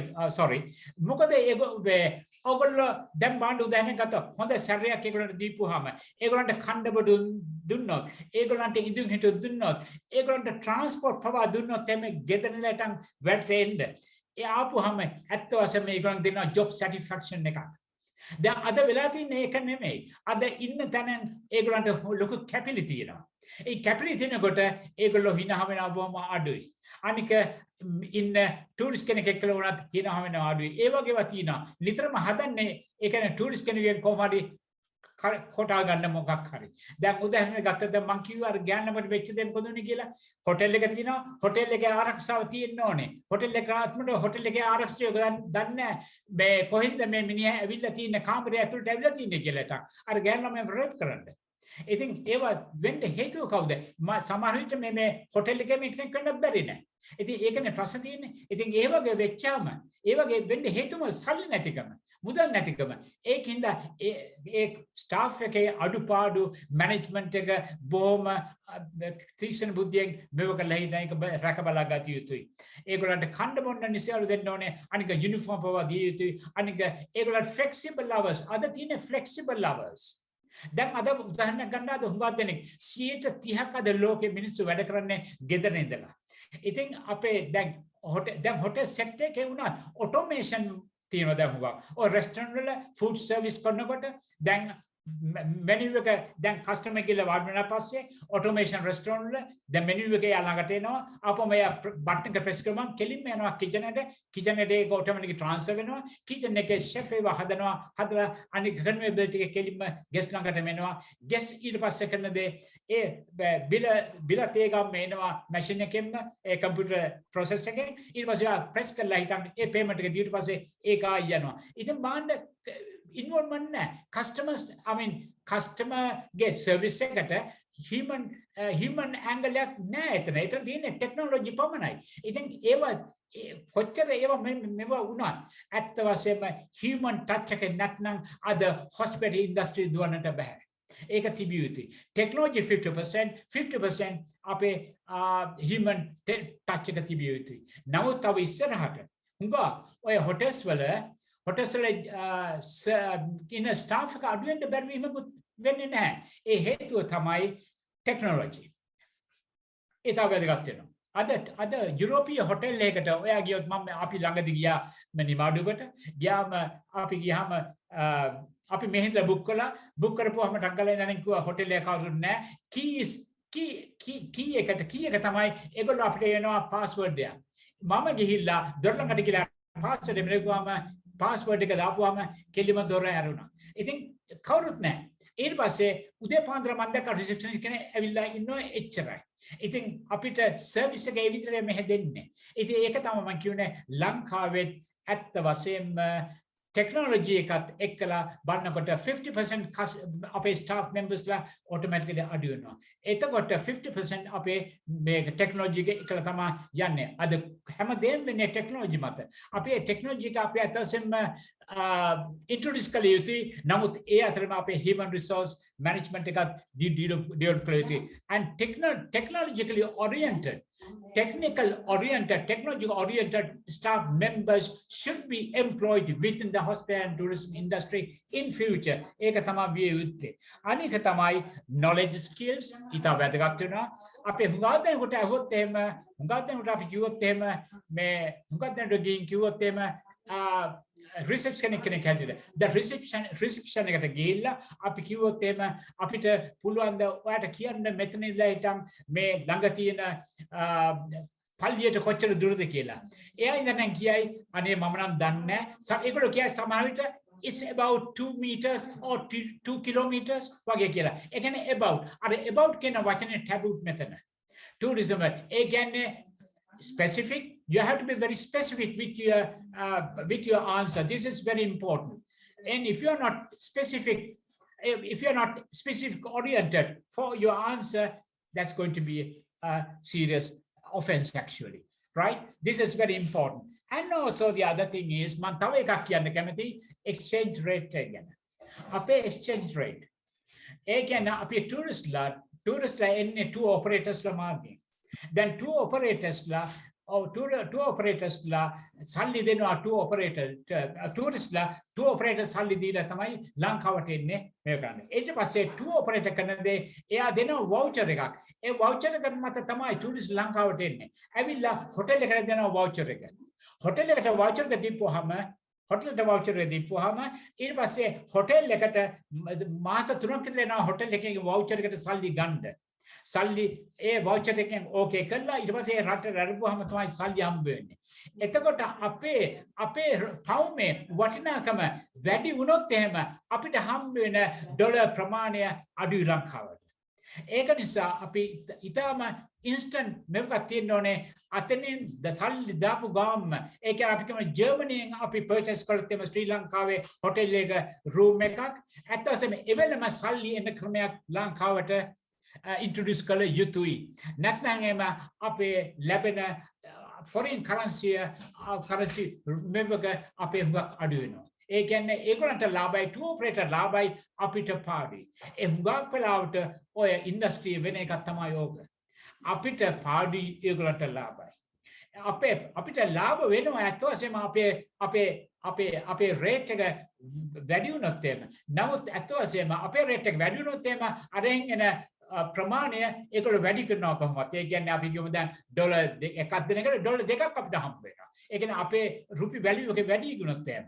දැන් අඩු වුණොත් එහෙම ඒක ප්‍රශ්න තියෙන්නේ. ඒක ලොකු ප්‍රශ්නයක්. අඩු වුණොත් එහෙම අපේ තියෙන අපේ බයින් පවර් එක අඩු වෙනවා. අපේ බයින් පවර් එක අඩු වෙන කියන්නේ ලංකාවේ අපේ හොටෙල්ස් වලට අපිට ෆැසිලිටිස් හුඟක් ඒවා තියෙනවා ඉම්පෝට් කරන්න. පෙළක් වලට අපිට අවශ්‍ය වෙනවා පිටරට කෑම වර්ගත් අවශ්‍ය වෙනවා චීස් වගේ ඒවා. ඒවා ඉම්පෝර්ට් කළ යුතුයි. ඒ තරන්නේ මේ අපිට ගමන ගන්න පාසකම් වලට කාර් ගන්න ඕනේ.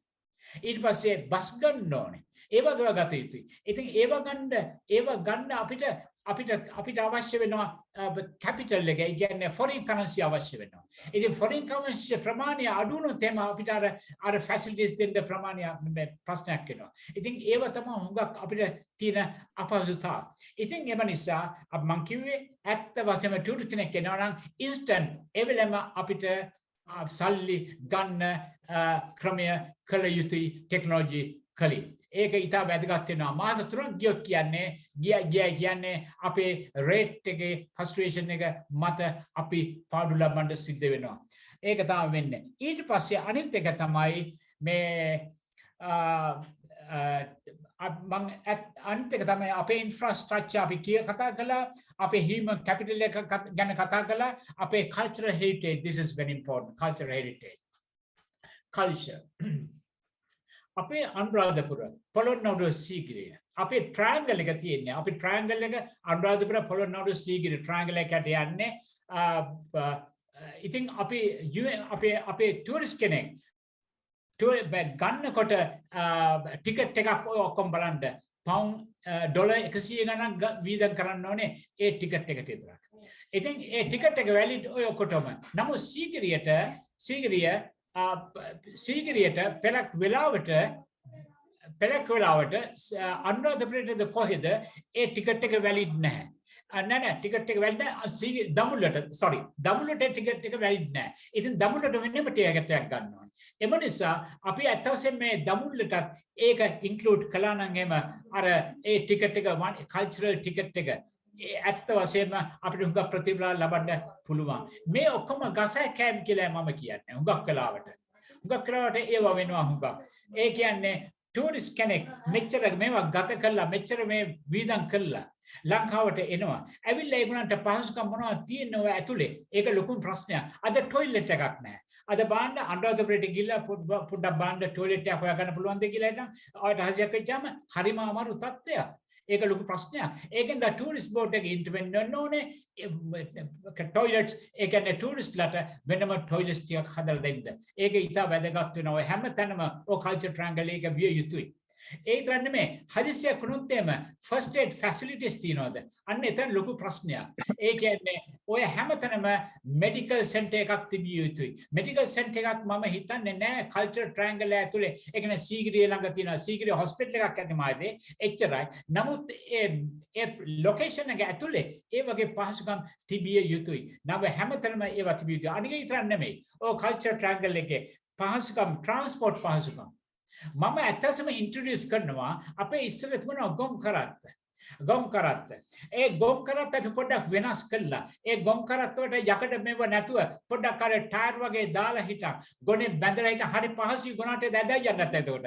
එතකොට ටූරිස්ට්ලාට ඒකේ travel කරත්තේ නැගලා හිටන් ඔය අටමස්ථාන බලන්න යනවා නම් කොච්චර සිරියාවන්තද අර බස් එක නැත්නම් කාර් එකක නැත්නම් අර බස් මේ ලිකම් මේ ලෝඩි එක නවට වැඩිය.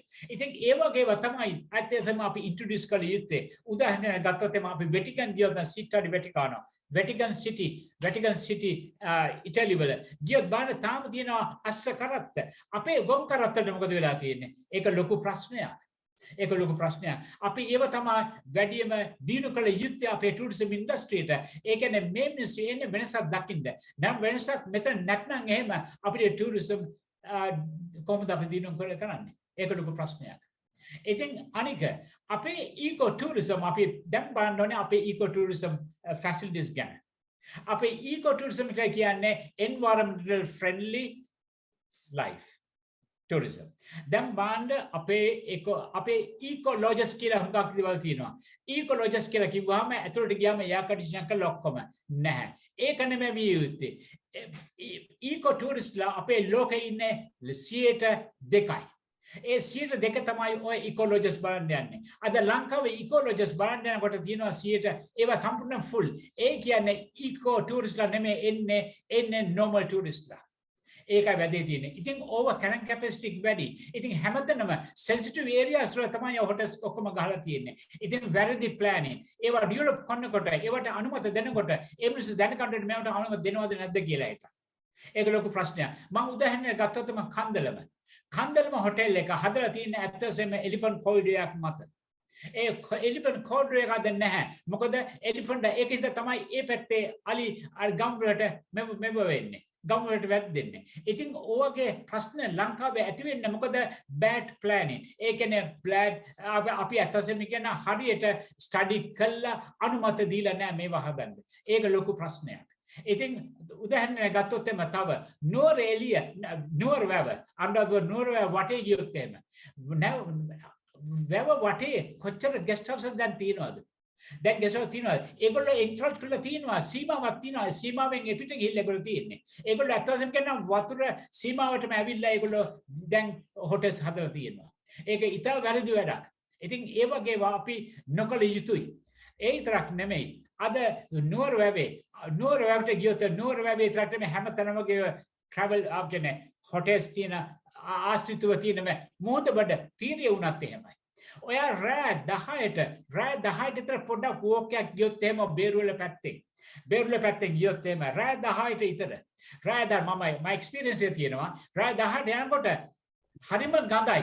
ඒ මොකද අර හොටෙල්ස් වල ටොයිලට්ස් වල තියෙන මෙව ඔක්කොම කියන්නේ මක්ස් ඔක්කොම එවන්නේ මුහුදට. ඒ කියන්නේ බීච් එකට. ඉතින් උදේ පාන්දර යනකොට හරිම ක්‍රිස්ටල් වෝටර්. ඇත්ත වශයෙන්ම රෑ ඔය දකපු සිහිනය නෙමෙයි උදේ යනකොට එතන තියෙන්නේ. ඉතින් ඒ වගේ ප්‍රශ්න හුඟක් ඇති වෙලා තියෙනවා. ඒ මොකද ඒගොල්ලන්ට වෙන පිට හදන්න අමාරුයි එතන. ඒකයි වෙලා තියෙන්නේ. ඒගොල්ලන්ට ඒකට කර යුත්තේ ඒවා වෙනම පිටට හදලා ඒ රිපිෆයි වෙලා හිටන් පියුරිෆයිඩ් වෝටර් නම් කමක් නැහැ. මේක පියුරිෆයිඩ් නෙමෙයි මේක නිකන් කෙලින්ම thick අර ටොයිලට් වේස්ට් වෝටර් තමයි එළින්ම යන්නේ. ඉතින් ඒක ලොකු ප්‍රශ්නයක් ඒක හුඟක් ඒවට. දැන් අද කැලණි ගඟේ වෙලා තියෙන්නේ ඒකමයි. ඉතින් ඔය වගේ ප්‍රශ්න තමයි හුඟක් ලංකාවේ තියෙන්නේ. ඉතින් ඒවට අපි ඇත්ත වශයෙන්ම අපි ටූරිස්ට් බෝඩ් එකට අපි රික්වෙස්ට් කරනවා මේ වගේ පොඩ්ඩක් බලලා හිටන් හොඳට ක්‍රියා කරන්න කියලා. ඉතින් අනික අර ටූරිස්ට්ලා යනකොට මම අතන සයිනේජ් ඒ වගේ කෝ ඇත්තටම අද හුඟක් ඒවා උඩ ඔක්කොම අලවල තියෙන අනිච්චව සංකාර කියන බෝඩ් තමයි තියෙන්නේ. ඒ වගේවට එන්ෆෝස් කරන ලෝ එකක්. If somebody has pasted a poster, කවුරුහරි poster එකක් ඒ පෝස්ටර් එකේ යට නමක් තියෙනවානේ. ඒ නම හොයන්න ගිහලා එන්නට දඩ ගහන්න ඕනේ. එහෙම දඩ ගහගෙන නම් ඔය මිනිස්සු ඒක හරියට කරනවා. ඔය ටියුෂන් මාස්ටර්ස්ලා එහෙම. ටියුෂන් කඩවල එහෙම. ඒගොල්ලෝ කරන දේ ඒ පෝස්ටර්ස් දාන්නේ අර අපි දැන් මේ හන්දිවල තියෙනවානේ සයිනේජ් බෝඩ් තියෙන ඒ බෝඩ් උඩ. ඉතින් ඒකින්ද මිනිස්සුන්ට හොයාගන්න බෑ කොහටද යන්නේ කියලා එක. ඒක හරි ප්‍රශ්නයක්. ඉතින් ඒ වගේ ඒ මම්මවත්ෙන් සයිනේජ් ඒවා ක්ලියර් කරන්න ඕනේ. ඒවට ලෝ එන්ෆෝස් කරන්න ඕනේ. කවුරු හරි කෙනෙක් ඒ වගේ කළා නම් ඒගොල්ලන්ට නඩු දාලා ඒගොල්ලන්ට ෆයින් කරන්න ඕනේ. ෆයින් කරපුවාම කවදාවත් මිනිස්සු ආයෙ කරන්නේ ඒකින්ද law and order is a must in my country. In our country, this is very important. Law and order තිබිය යුතුයි. Law and order තිබුණ නැත්නම් එහෙම ලංකාවේ කවදාවත් ඔය tourism industry අපිට පාලනය කරන්නට බෑ. ඉතා වැදගත් වෙනවා SK ආරක්ෂාව තමයි අතසම කළ යුත්තේ. SK පොඩ්ඩක් ඉන්ටර්ෆියර් කරන්න. මේ ස්ලයිඩ්ස් මාරු කරනවද ඔයාගේ කතාවේ ස්ලයිඩ්ස් මාරු වෙන්නේ? නෑ නෑ මම මේකම තමයි කතා කරලා අතසම කියනවා. Okay හරි. Okay thank you. හරි. Okay thank you. Okay. Any questions so far? No, it's very good. No problem. Carry on. Right. Okay. අනික තමයි අපි පොඩි අපේ ටූරිස්ට් අපේ ඇත්ත වශයෙන්ම අපි නිතරම අපි ඇනලයිස් කරන්න ඕනේ අපේ රට මේ අවුරුදු සැරයක් ඇනලයිස් කරා. අපි අර ඇනලයිස් කරන්නේ කොහොමද? අපි SWOT analysis එකක් කරනවා. The strength of Sri Lanka, the weaknesses of Sri Lanka, the opportunities that we are going to achieve. අනික තමයි අපේ threat එක. ඒක තමයි four pieces. I mean මේවා තමයි තියෙන්නේ. SWOT, SWOT, SW, strength, W stands for weaknesses, O stands for opportunities, and T stands for threats. එතකොට අපේ strength එක මොකද්ද? අපේ තියෙන resources. අපේ තියෙන natural resources. අපේ තියෙන man-made resources. ඒවා තමයි opportunity අපේ strength එක. එතකොට අපේ weakness මොනවද? weakness එක තමයි මොකද්ද weakness එක? not properly managed. And properly manage කළේ නැත්නම් මොකද කරන්න ඕනේ අපි ඒක manage කළ යුතුයි. ඊට පස්සේ අපේ opportunities මොනවද? තව ඉස්සරහට අපිට යන්න නම් මොනවද කළ යුත්තේ? කොහොමද කරන්න ඕනේ opportunities? අපි open the door for new markets. This is very important. New markets කියන්නේ quality tourism. New market අපේ තියෙනවා දැන් China, India is new market. Are we ready to do that? එතන ප්‍රශ්න තියෙන්නේ. දැන් උදාහරණයක් ගත්තොත් එහෙම අපේ China generate a lot of tourists now. They have a lot of money. අපි ඒගොල්ලෝ attract කරගන්නවා ලංකාවට. attract කරන are we teaching? Are you going to train the tourist guide in Chinese? I mean for the Chinese language, this is very important. ඒකේ තවදන්න ඒගොල්ලෝ අතම Chinese language එක train කරන්න language එකට අපේ tourist guide ලෝ train කරන්න ඕනේ. මොකද Chinese ලා කතා කරන්නේ English. උන් කතා කරන්නේ Chinese විතරයි. ඒකින්ද අපේ Chinese speaking guide ලා අපි train කළ යුතුයි. ඊට වැදගත් වෙනවා. අනික Indian market එක තියෙනවා. අපේ Indian market එකේ කීයද හින්දි හොඳට කතා කරන්නේ. හින්දි කතා කරන්න පුළුවන් tourist guide ලා අපේ ඉන්නවද? අන්න එතනයි. අපේ බොහොම අතොරසක් ඉන්නවා. නමුත් මදි. capacity එක මදි. ඒකින්ද අපි දැන්ම කටයුතු කළ යුතුයි ඒ කියන්නේ. ඊට වැදගත් වෙනවා ඒක. ඒවා තමයි අපේ තියෙන opportunities. අපේ තව opportunity හුඟක් තියෙනවා. අපේ Middle East market එක ගැන අපි කතා කරනවා. Middle East market එක ඇත්තටම කොච්චර ළඟද? හරියම ලේසියෙන් අපේ ඉන්න පුළුවන්. honeymoon market එක අපිට හරි ෂෝක් එක ප්‍රොමෝට් කරන්න පුළුවන් ඩෙස්ටිනේෂන් එකක් තමයි ශ්‍රී ලංකාව කියන්නේ. Middle East market එක හරියම හොඳයි. ඒගොල්ලෝ high spenders ලා. අපේ ගයිඩ්ලා කී දෙනෙක් ඇරබික් කතා කරනවා උතරයි ප්‍රශ්න තියෙන්නේ. තාම කිසිම ඉනිෂියේටිව් ඇක්ෂන් එකක් කරන්නේ මේ languages උගන්වන්න අපේ tourist guide-ලාට. මේ කල යුතුයි අත් වශයෙන්ම. Chinese, Hindi and ඒතරක් නෙමෙයි Chinese, Hindi and Arabic. ඉතින් අනිත් මෙවලට ඉන්නවා ඉංග්‍රීසි වලට හුඟක් ඉන්නවා, ජර්මන් වලට හුඟක් ඉන්නවා and French වලටත් ඉන්නවා. හැබැයි Swedish වලටත් ඉන්නවා and Danish වලටත් ඉන්නවා. අනික් ඔය language නැත්තේ අපේ මේ emerging marketers තමයි අපේ කට්ටිය නැත්තේ. ඒකින්ද ඒක ඉතා ඉක්මනින් කළ යුතු දෙයක්. අනික ඒ විතරක් නෙමෙයි දැන් product development ගැන අපි කතා කළා marketing අපි දැන් කතා කරන්නේ අපේ threat එක දැන් ඊට පස්සේ අපි කතා කරන්නේ threat එක. ඒ කියන්නේ අපි කිව්වේ SWOT එක strength, weaknesses, opportunity and the threat. threat කියන්නේ අපිට දැන් threat එක මොකද්ද? අපිට දැන් threat එක තමයි අපේ ආරක්ෂාව. ආරක්ෂා කියන්නේ touristලගේ ආරක්ෂාව. දැන් tourist කෙනෙක් එන්නේ නැහැ ආරක්ෂාවක් නැත්නම්. දැන් එතකොට අපේ ආණ්ඩුව මේ basically මේ SWOT analyze කරලා තියෙනවද? ඒක analyze කරනවා නම් ස්ට්‍රෙන්ත් එක අපේ ආරක්ෂා වැඩි කරන්න මොන වගේ මොකද අරන් තියෙන්නේ? කොහොමද මේ ටූරිස්ට්ලව රේප් කරන්නේ කාමරය ඇතුලේ මේ සිකියුරිටි තියෙද්දි? ලොකු ප්‍රශ්නයක් මේක. මේක ලොකු ප්‍රශ්නයක්. ඉතින් මේවට තමයි අපේ තියෙන්නේ අපේ community relations department කියලා එකක් තියෙනවා. department of tourism board එකේ අත් වශයෙන්ම local public has to be trained. Local public has to be trained in the for the to appreciate the value of tourism industry. ඒකයි කල යුතුයි. ඒක කලේ නැත්නම් කවදාද tourism industry ආරක්ෂාව දෙන්න විදියක් නැහැ. ආරක්ෂාව number 1 මිනිස්සු බලාපොරොත්තු වෙනවා ටුරිස්ට්ලා බලාපොරොත්තු වෙන්නේ පළවෙනි එක ආරක්ෂාව. ඊට පස්සේ ගමනාගමන පහසුකම. ඊට පස්සේ ඉඳන් හිටු. ඒව තමයි බලාපොරොත්තු වෙන්නේ. ඒ තුන හරියට කළා නම් එම tourism industry in Sri Lanka will definitely flourish. Okay, Chula? Any questions? Yeah, we'll have questions. Thank you very much, SK. I think you did a fantastic talk. Thank It's you. got so much information. We normally have a habit of developing blueprints. Blueprints are the key messages as to how to develop. Yes. So we have done 1 or 2, but if you can do a blueprint, I will also try to outline something. Right. So that we can save it on the web so anybody can download it and have a look. Right. So yeah, I'll do it. We can work on that for the future. So we will have an outcome from your lecture. I will make it available on YouTube, but please, yeah. Yeah, so we'll do both. And so we really, you can take your slides down and we'll allow people to talk and ask questions. Sure. I think fantastic. You got so much experience. Yeah, thank you. Yeah. Very good, thank you. So any questions? Anybody wants questions, comments, anything? I think Ranjan, yes, Ranjan. Thank you, Chula. Mr. Professor Premaratna gave a very comprehensive account of the tourist industry in Sri Lanka. I congratulate him for all the information that he shared with all of us. Yeah. I must say they're very valuable, and we have to now make those suggestions, proposals he made actionable. Having said that, there are a few things which I would like to add. Mr. Premaratna.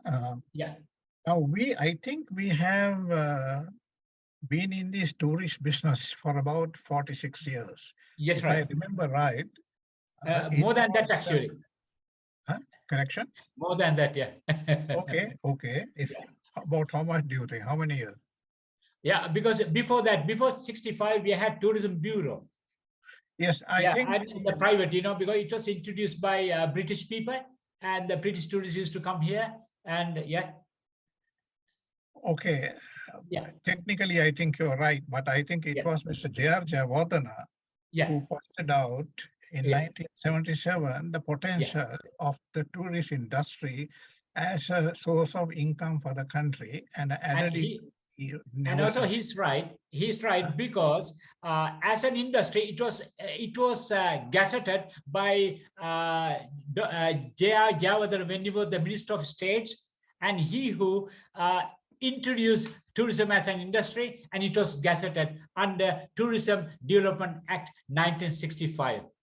There you are. So 1965. Okay. Yes, 1965. Now that is I was only trying to trace the origins of our tourist industry. So I accept Mr. Premaratna's statement that the tourist industry in Sri Lanka started around 1965. Thank you for that correction. So that means 35 years plus 23. 58 years we have been having this industry.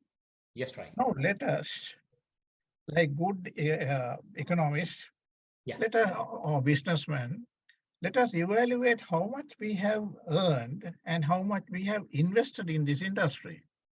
How much have we invested? Wait, just a minute, Mr. Premaratna, I have not finished. You see, we have invested billions upon billions on 5-star, 6-star, I don't know how many star hotels. You see, Yeah. are they giving a return? You see, we Very have good. we have Shangri-La just now hired. They are closed most of the time. I went to Shangri-La once or twice. You see, Yeah. I felt very sad. There's hardly Yeah. anybody there. You see, what is the break-even point? How much money does it have to earn just to meet the day's income expenditure? See, they are not earning. I take in if a proper evaluation is done, Yeah. devoid of political bias, Yeah. most of these hotels are running at a loss. I remember many years ago, Galadari Hotel Galadari, Yeah. publicly wrote off their debts, wrote off publicly. You see, Yeah. some the sheikhs of the Middle East were the owner. They wrote off Yeah. and started with new books. Yeah. New books of accounts. I remember this distinctly. You see, Yeah.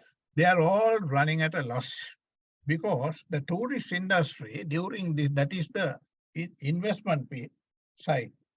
Yeah. How many, this it all depends on the number of tourists coming to Sri Lanka. How many tourists are coming to Sri Lanka? How many? You see, last 2022, our target, the government ambitious target was 1 million. They couldn't reach 1 million. They couldn't reach. They couldn't reach 1 million. They just managed to top up by 31st of December 22. Yeah. They just managed to get a little less, a little less than 800,000. Yeah. You see, we are trying to build what I am trying. You see, to sum it all up, we are trying to build an industry on sand. No proper foundation. You have to lay a proper foundation to put up a strong building. Of course. We are that we don't have the basic requirements. We have not built a solid foundation on which to build the tourist industry. See, to begin with, there's terrible political instability. Yes. Terrible, you see, that is by no means an attraction for tourists to come here. One. Secondly, there's insecurity. The tourists are not safe here.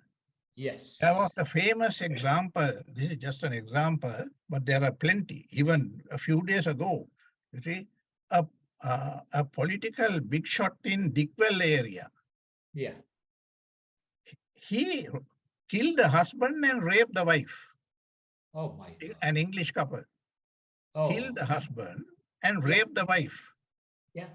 A white, you see, a British couple. Yeah. You know that husband's brother with political influence, he didn't give up. He came to Sri Lanka and saw to it that fellow was jailed. But I don't know whether he was really punished. You see, at least he was jailed for some time until the case is heard. Yeah.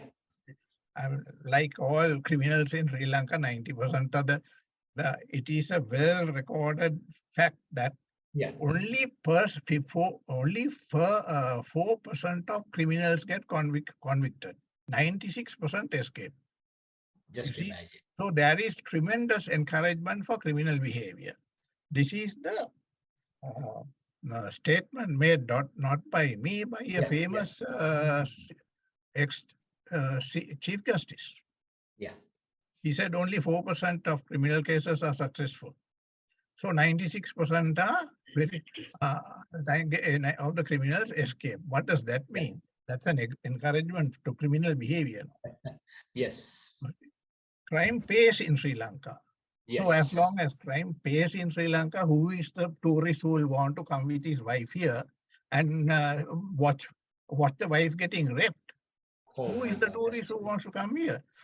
That's one reason. Wait, I have not finished all. You see, there's one more. Who are these tourists? Anyway, these 800,000 tourists. Who are these tourists who are coming here? You see, have you got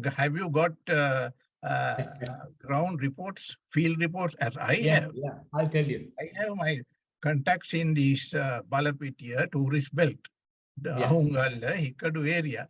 So I asked, occasionally I call them and ask, දැන් ඔයාගේ කාමරකට hotel කාමර පහක් තියෙනවනේ. දැන් business හොඳ ඇතිනේ. අනේ sir මොනවා කියනවද? මු ගාට ගිහිල්ලා කුරුම්බ ගෙඩියත් ඒ මිනිහව කපා ගන්නවා. So the tourists who come here are fellows who climb their coconut tree and pluck his own coconut, kurumba. So what is the income can you get from them? Right, one. So then some of these events were reported. I thank that MP in Parliament. He brought these activities, actions of the tourists. He brought it to the notice of the Parliament. You see, they are cutting hair, barbers. You see, then some fellows rent out a room, say 5 or 6 roomed house, and sublet the rooms to other tourists. So he has found his own money for his stay in this country, in Sri Lanka, as a tourist. This is the behavior of tourists. And that MP, you see, that MP in Parliament said, if this goes on like this, some of the tourists will get knifed in the villages.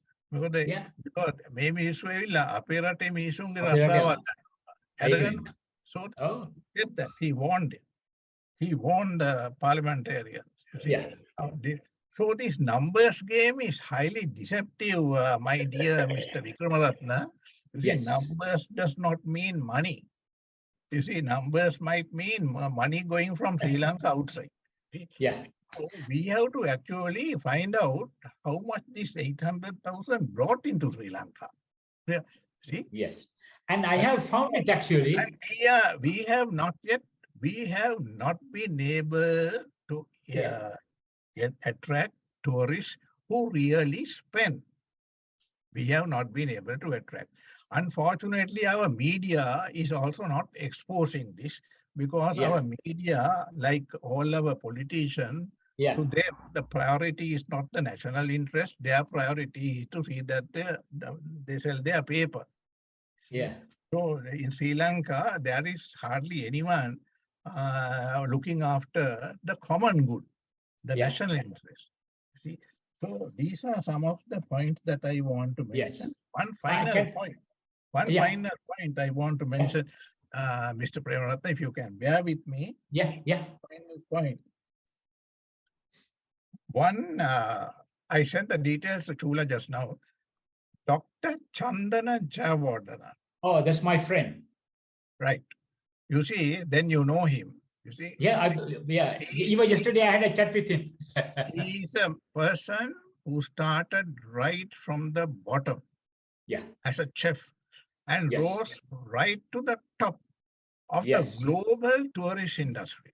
Just to give you a little, I have, and you know, he wrote 100 articles, full-page articles to the Sunday Island. 100. You see, it's a record performance. Just to give you a brief introduction to the man. You see, a man we or Sri Lankans should be proud of. He's one of my batchmates at the hotel school as well. Dr. Chandana Jayawardena has been an executive chef, food and beverage director, hotel GM, MD, vice president, president, chairman, professor, dean, leadership coach and consultant. He has published 22 textbooks. This weekly column narrates fun stories from his 50-year career in South Asia, the Middle East, Europe, South America, the Caribbean, and North America, and his travels to 98 countries and assignments in 44 countries. But I would like to know a better person, more knowledgeable than this Dr. Jayawardena on the tourist business to advise Sri Lanka on the tourist business.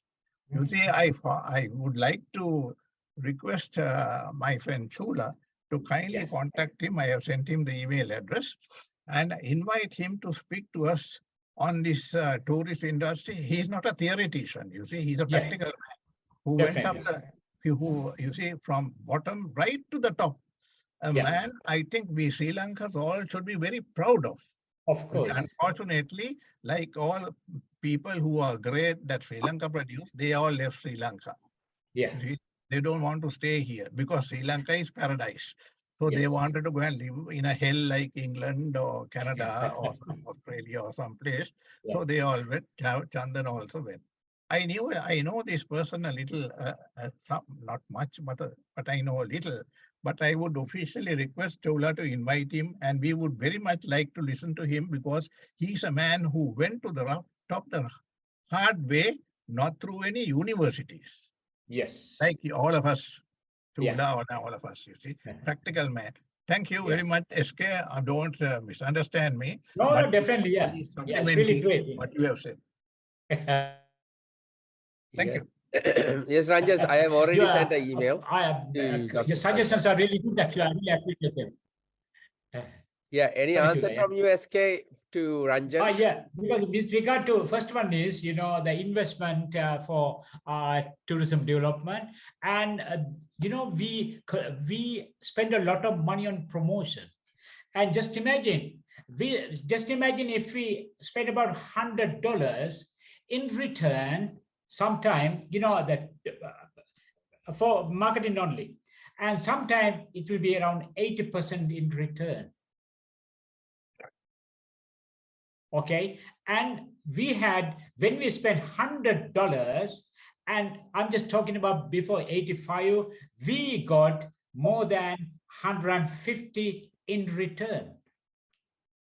That was before 1985. Now what we do is we are trying our level best to promote them, and now our things are only 40%.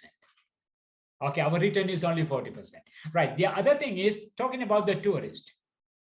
Right. We have got, they say that, we have got, are you there? Yeah, we are there. We have 3 more people waiting to answer. And because we get 1 million tourists have arrived to Sri Lanka last month, I think. And out of this, 60% are VHF. VHF means visiting friends and relations. Right. VFR. Visiting friends and relations. You know who they are? The people like us. We are living in England. We go for holidays to Sri Lanka. And from Canada, from Australia, from England, and from Germany, and they are considered as tourists, and that is almost about 60%. And 40% Russians, Ukrainians, and all these people, and rest of other people. In England, that the people are always concerned about the safety before they travel. If the country has got if one tourist is being attracted and they do a big publicity here, and then, other people will start canceling their trip to Sri Lanka as well. This is what's happening. Okay, SK, there are 4 people waiting to ask questions from you. Can I ask Lakshman? Yes, Lakshman. Yeah. Thank you, Chula. Hi, Lakshman. Yeah, I'm Lakshman Disanayaka from Kenya. Hi, Disanayaka. Yeah. Thank you, SK. I will call you SK. Yeah, that's very good. That's good. Quite interesting and quite comprehensive presentation. Yeah. We also learned very much. And also from Ranjan just now. Yeah. Now I will take 5 minutes to raise some issues, right? Now Ranjan mentioned about the investment in our hotel industry. Okay. Yeah. Now, when you say we are getting only 60-70% out of the tourist income into the system, I don't think that is going to cover the major investments we have done on the hotel industry. Definitely, structure, right? Yeah. So that has to be considered as well. Then the other thing is, as you mentioned right from the start, the technology is something that Sri Lanka has to develop. Technology of buying a ticket or buying a train ticket or plane ticket. And also somebody said Dambulla is not included in the cultural package. So why can't they have 2 packages? Yeah, definitely. Dambulla and one without Dambulla, right? simple solutions. Yeah. Right, right. Okay. Now, road discipline is something I think you didn't Oh touch. my God, that's terrible.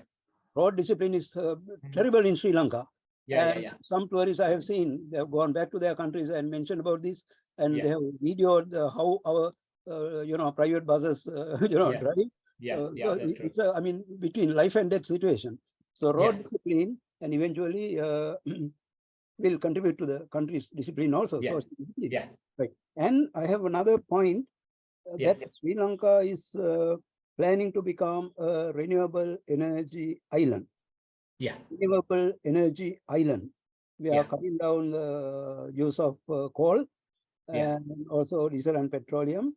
In another 10, 15 years time, we will be almost using more and more renewable energies, solar, wind, and bio gas and things like that.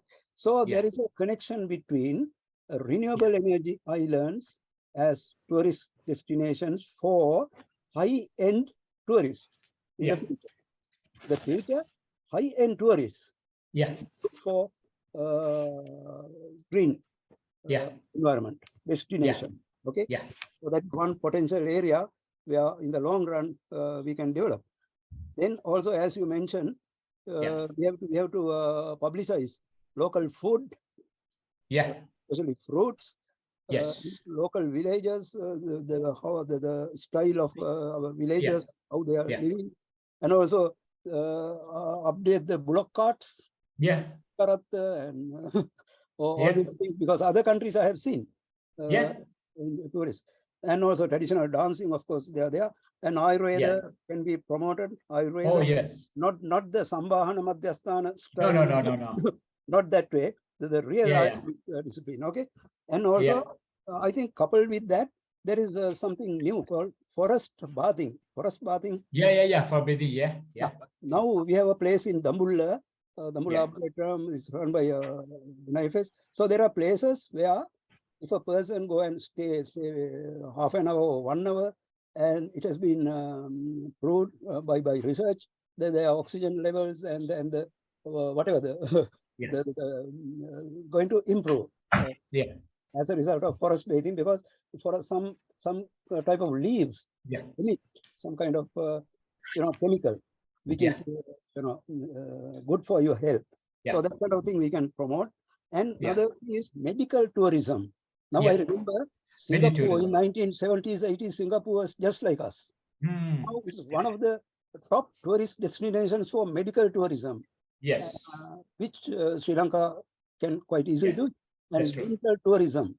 And so those people will come here just to, get their treatments done.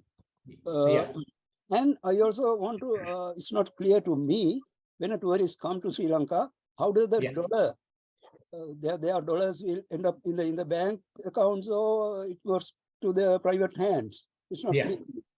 If it goes to private hands, it's not going to help our country directly, They will deposit it somewhere, we don't know.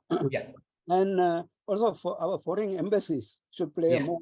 Oh my God, Yeah, right? Okay, so those are the few points I want to raise. Thank you. Okay. Thank you very much. When you talk about energy, first one, we'll just talk about the energy. So this is a very important thing actually for hospitality industry. And, we have got our farms, in some of the hotels, they have got their own farms. And this is a must actually to introduce for rest of other hotels as well. Right. And for example, if you go to Sigiriya village, is a hotel, and we have introduced them. Look, you can have your what you call the bioelectricity. Okay. Whatever the from the the collections from the toilets go into a pit.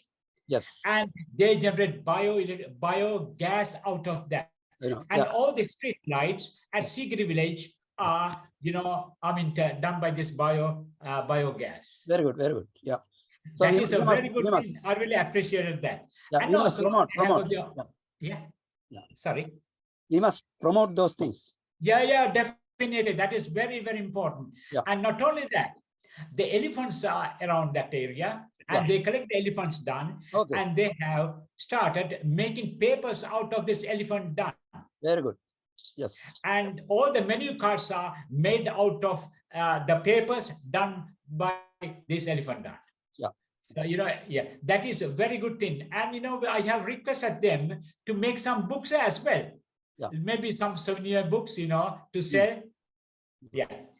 And also the other thing is, talking about souvenirs, you're talking about souvenirs.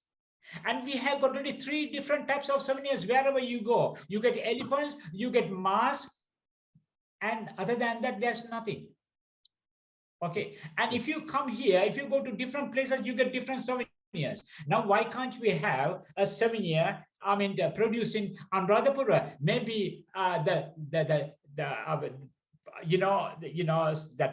Ruanalisaya replica, where you can have that Galkano as a pen or something like that. You can convert that as a pen, and you can keep it on the table to remember what you have seen in Anuradhapura. And if we can introduce something like that for the local people to start with, that's going to be a great help for the economy as well.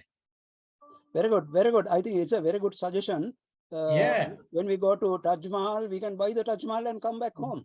Definitely, and which we don't have at the moment. These are very important. It's a very good idea. And medical tourism is a must, actually, that, a lot of tourists are waiting, especially arthritis. A lot of Europeans, they are suffering from arthritis. The best thing is when they come to a country like Sri Lanka, automatically the things are getting solved. Okay, very good. Yeah, වාතයට අවශ්‍ය බේත් ලංකාවේ තියෙනවා හොඳටම. So we can create an opportunity for these local native doctors. It's very important. Yeah. And what else did we talk? That's it, no? Yeah. Thank you. Yeah. Thanks. No. Thank you. One more question. How does dollar income, how does it go into our system? Oh, dollar income. That is very interesting, actually. As I told you, dollar income. So now, we should develop a certain mechanism where once, if a tourist buys a package to come to Sri Lanka, then and there, they can transfer the money to that particular system organization. This is very important, to the local handling agent or somewhere. How does it happen now? But now what happens is they purchase the things and they come with a voucher. Yeah. And once you present the voucher to the hotel, they provide the accommodation. Then it is the responsibility of the management to request the money after 1 month. Okay. Then who is going to benefit out of this? Yeah, exactly. This is the problem. Yeah. This is the problem. So it's a great problem, actually, you see. Thank you. Yeah, welcome. Thank you, welcome. 3 more questions, waiting. Yes. Udita next. Udita, please. Yeah. Hello, Udita. Hi. I'm Udita. Hi, how are you? Hi. Thank you for the lovely talk, which I thought I needed to hear because I have,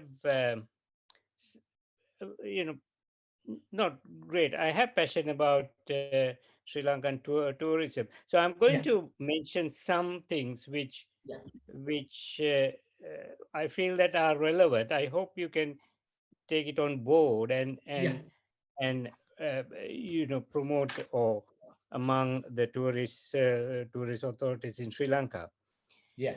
Now, when you go to a hotel in Sri Lanka, you go to a hotel anywhere in Europe or anywhere, you get lots of information, leaflets on the local attractions, right? Yes. And when we go to a place, we look at those leaflets. These things are available on the internet, but those leaflets only make us push us to go and see those places. Yes. Now, that sort of thing is absolutely none in Sri Lanka. That is absolutely crucial. Yes. I can't understand why each province promote all the tourist attractions, print leaflets, and if any hotel or any organization get tourist board stamp, Yes. They should by law promote these local attractions. Definitely. Right? Yes. I mean, it is. I went to Citadel long time ago, Yeah. and I asked them. They on the board they had said, to a local tourist attraction, Ambekka Devali and various things. For a tourist, what is Ambekka Devali? It could be a toilet, right? Yes. You don't know what that is, right? Yeah. And when I asked them, can you give me some information? They were looking under the table, trying to get an old book. Now that is not that is not the way to promote local tourism. Yeah. Right? Yeah. Similarly, when I drive from, we'll say, Colombo to Trincomalee, Yeah. right? Yeah. I will pass about 50 places Yeah. of tourists, places of interest for tourists. Yeah. But no one knows about them. Why can't the tourist board, just like in UK, have a system where they have brown boards or something like that, just to alert everyone, not only for these are not for tourists per se, this is important for locals. Of course, Tourist board should have a section for local tourism. Why Definitely. should the locals be denied of these attractions, right? Yeah. Why should they be looking or seeing this only on the TV?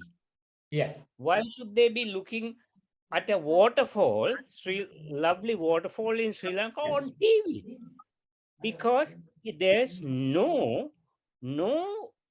at all, nothing at all by the government, by the tourist board to promote local attractions, right? Yes. And all those things could be income generating, right? Yeah. Yeah. And these places should be accessible to everyone. I have not been to some of these places for a long time, but I can remember long time ago, Dialumo, some place of Matale, you had to trek, jump, and only fit people can go. Yeah. That's not the way to. It should be. Definitely. Yes. It should be, accessible to all. Yeah. Right. Yeah. So that's one other thing. It's important for local tourists as well as foreign tourists, because people drive on the road, and if there's a tourist board approved site, they will just go there, spend half an hour, spend some money, and those are income generating, right? Yeah. And now, but whatever the site the tourist board approves, there should be standards. Yes. Basic standards like access to a toilet, access to a decent toilet, and good road access and things like that. Very basic standards. If tourist board gives their stamp, they have to make sure that these basic standards are there. Now, I went to Ridhigama park recently. Yeah. I mean, this is the first time I have been to Hambantota side, and I went to few places. Ridhigama Wildlife Park was very good. I thought it is, but when you come out of it, at the end of it, normally you should have a cafeteria. Small cafeteria. But this was like a batkade. Yes. How can a tourist, any tourist who comes there, because Sri Lanka is a warm place, you need to have a drink, Definitely. you need to have a cool drink, right? Yeah. Certainly, from my point of view, tourist board should not be approving that place. However much rest of the place is good. Actually, rest of the place is good, right? The wildlife and very good. But these are very, very simple. I went to bird park after that, and the bird park is privately run. Good. It's worthwhile and good cafeteria. So, these are very basic things. Tourist board, they are saying, if on the website they are saying go and see Ridhigama Wildlife Park, they should make sure that basic standards are there. Yeah. And I feel that each province should yeah. Have their own local tourist board. I don't know whether they have, and they should promote their local attraction very vigorously, maybe in competition with other Yeah. areas. Now, can I? Sorry, yeah. I just I went to Nine Arch Bridge, isn't it? Some time back. Now I don't know. I had to take a very treacherous access to come down to see that place. I don't know whether there's another easy access, but I was wondering. I mean, this Nine Arch Bridge is being promoted everywhere, right? And why can't it have a very basic road for people to go? I don't know whether there's one on the other side. I'm sorry if there's. But the one I took was going through the kitchens of poor people. I had to climb down. Why should it be? Why should it be? And why can't Nine Arch Bridge have a description, good plaque to say what is the significance of the? Why can't the regional tourist board do that? These are absolutely basic things. They have to get it right. Why can't they? When you say all over people taking photographs at Nine Arch Bridge, but there's no plaque there to say why it is significant, why it is interesting, the history of it. Very simple thing to do. Why don't they think of that? And places like Unawatuna have been right. A concentrated area where there's so many hotels and tourists, but within that there are stray dogs, there are water puddles with mud, and why can't the tourist board have tourist police or coordinators in that sort of places to make sure that those places are well made? I know you can't have it in every place, but when in concentrated places, they should be having uh, tourist coordinators or police to make sure that they are of reasonable standard. And I think one other thing you brought it is for training for beach vendors. Anyone who access a tourist in a beach or anywhere, they should be given some training how to handle because without that, and they should carry their identity card to make sure so that they know how to treat tourists, not to harass them, and how to sell things, and how within that how to promote Sri Lanka. Because if they go and harass, if 20 beach vendors go and harass each, they will never come again, however much the good place is. Of course, yes. Right? Okay. I mean, these are some of my thoughts. I mean, maybe there are a few things, but I'll leave it at that. But I think these are some of the very basic things which I feel as a tourist board should and must be taking some simple measures to correct those. Okay. Thank you, Nazdam. So with regard to this, you were talking about the leaflets and the information. And in Sri Lanka Tourist Board, we do print and we give free of charge to the international tourists, but for the locals, they have to pay. And on the other hand, this information, we have requested local government tourist board, I mean, they have got, upcountry Department of Tourism board is there, and also Runa Tourist Board is there, right? Likewise, so for all these provinces, they have got ministries, and it is the responsibility.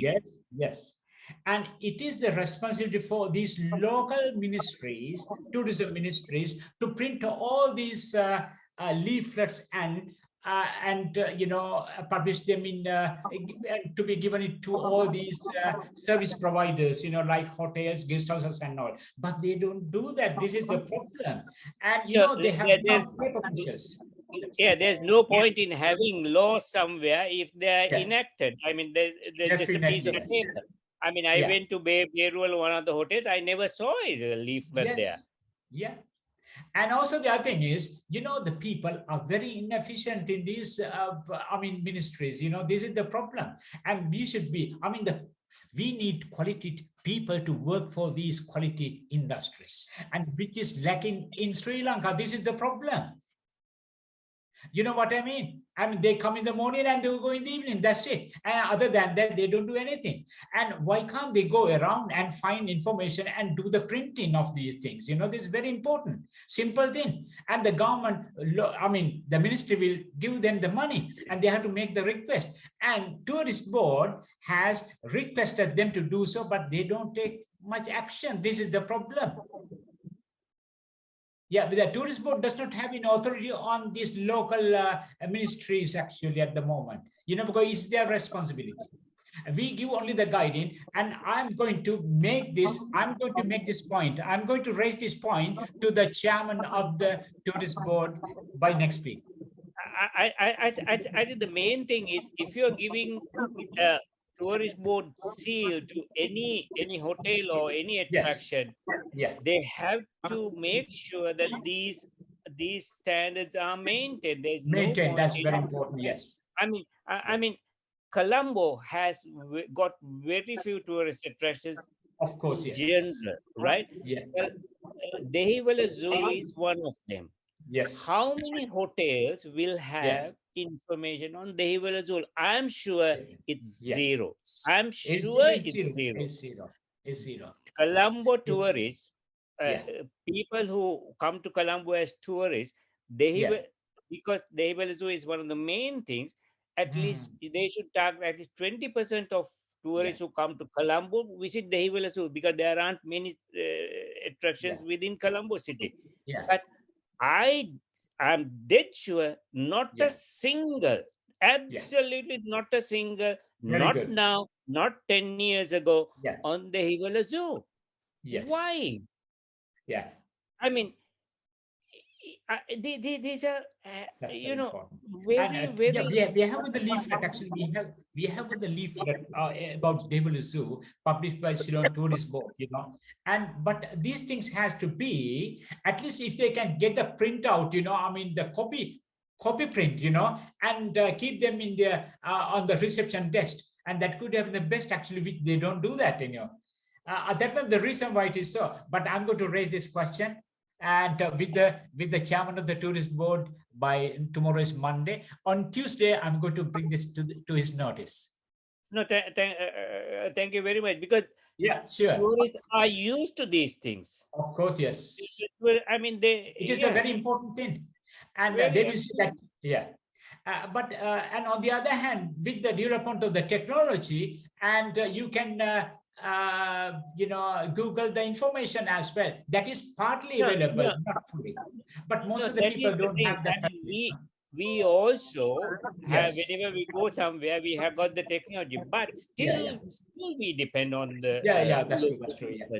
Still we depend on the local, because it is we will look at one or two main things, but minor things in that area we may not look at. So if you see a leaflet, then you will go. And even for the private people who have got private attractions, it is very important for them to have these leaflets. True. And also the second point is the standard. I'm going to read this point again to the chairman. The standard of the restaurants at Ridhigama. This is very important, And also there's a specific criteria where they have to maintain. Right. And, when I was there, I drew this criteria to how to maintain the standard in a restaurant and to give the license for these. And we normally grade the restaurants into 3 different parts: grade A, grade B, and grade C. And very rarely you find the grade C restaurants. I don't know. It depends on the officers who has graded this as well. But it depends on the people who are managing this as well. So it's a big issue. I'm going to raise this question with the chairman of the tourist board. And next, Thank please. you. Thank you. In fact, I had written many times to them. Yes. Of course, when you write, no one will take it, but at least it's Definitely. good that you can raise. Thank you very much. Thank you very much. Thank you. Thank you, Udita. You've raised quite a good number of questions, and it's there in the comments as well. So, SK, we normally try to finish in 2 hours. So, we've got another 15 minutes or so. Yes. 2 more people waiting for questions. Yeah, Dharma, you can ask. Short questions. Dharma, yes. Thank you, Chula. Thank you, Dr. Premaratna, for your presentation. I just need to make few comments I noted down. I live in UK. I had several chances to go to Colombo for exhibitions with people from UK. They are mainly academics from universities. And we were in minibuses from airport to the hotel, and people were frightened. People were holding their front seat with both hands. So as soon as people step on our soil, we frighten them. Lakshman mentioned this. This is discipline on road. Oh, yes. Discipline on road. So this is a very complex problem. Through education, we have to get all these things right. My second thing is, whenever one of my colleagues went to Sri Lanka on holiday, when they come back, I said, whether it is positive or negative, give me some feedback. These are the 4 feedback they have given to me. The number one is, especially for girls and ladies, when they travel, walk on the road, men make comments. This is not only for foreigners. This is also for local girls and women. Of course, people say, hello, Nangi, Gauma Kotai Neda, and Oevage, Ekeka, Deva, Kieno. Through education, we need to get these things right. They are not very harmful, but they are very, very embarrassing. Very embarrassing, because, So the second one is, this especially came from a lady, she said, there are a lot of people when they are in the beach, they are not peaceful. People are trying to sell things. I think Udita also mentioned this. And that is one other thing we need to get right.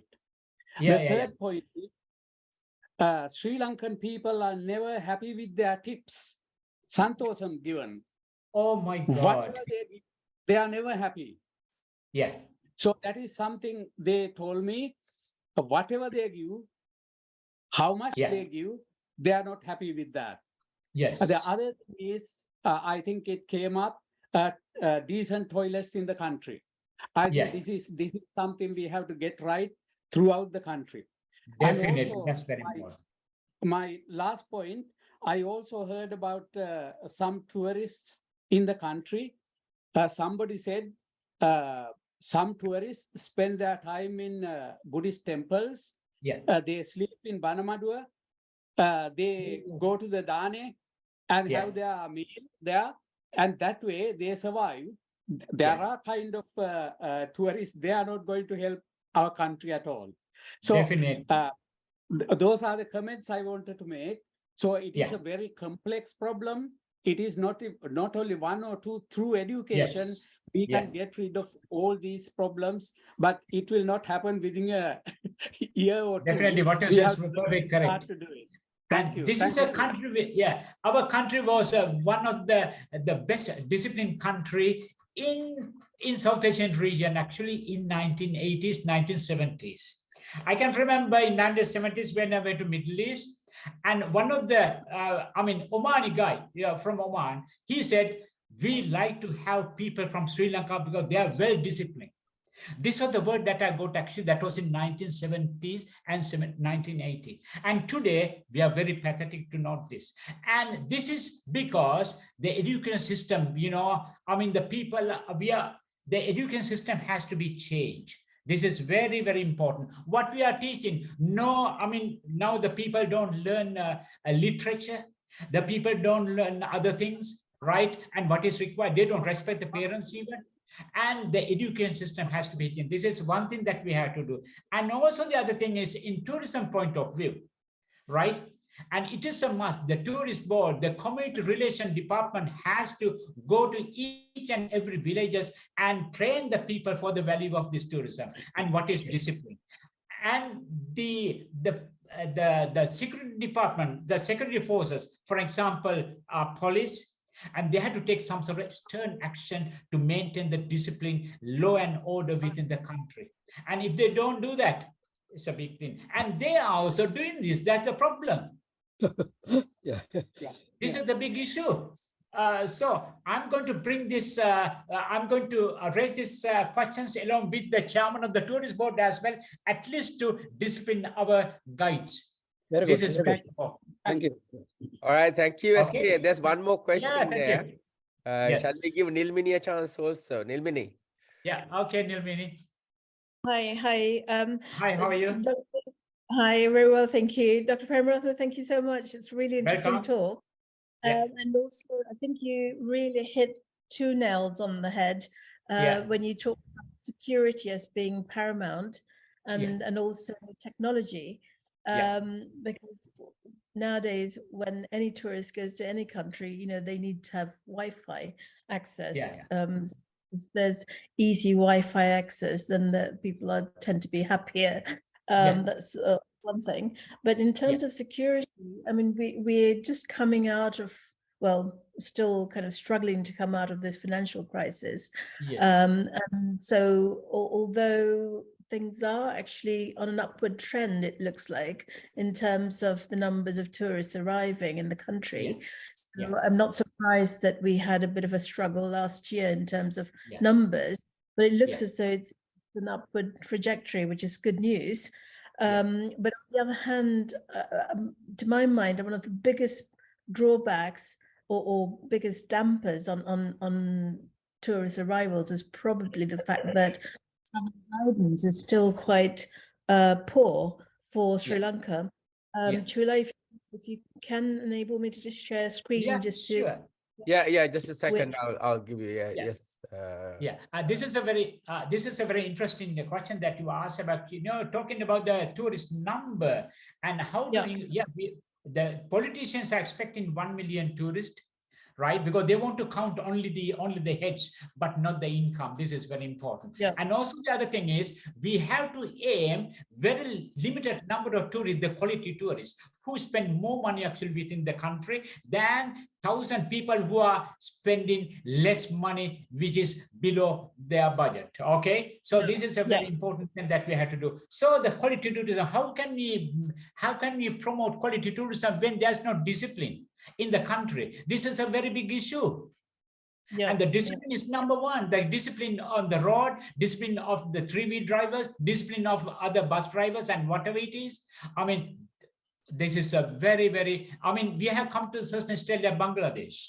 Even the same issue is with Bangladesh as well, right? And, you know, I mean, what we have to do is we have to maintain the quality in all aspects. Quality of on the roads, quality of the roads, quality of the people, quality of the food, quality of the facilities, and also the quality of the tourist destination. This is very important. And you get a lot of garbage, heaps of garbages, you know, around the roads. And do you think that the people will come to sleep on the garbage? It's terrible. And therefore we have to maintain the quality. Total quality, TQM. This is very important. I mean, in terms of the actual numbers arriving, obviously. Actually, the number actually we have got VFR. Sorry, that is visiting friends and relations. A lot of people have migrated to other countries, and during last month, and a lot of friends from here, from England, went to Sri Lanka for a holiday because they are British passport holders and they are counted as tourists there. Right. I mean, likewise, you get so many people that come from other countries as well. And that is totally 60% and only 40% tourist. So this is how it is. If I can just share something on screen with you. This is, I mean, this is showing the numbers of tourism and the increase in revenue.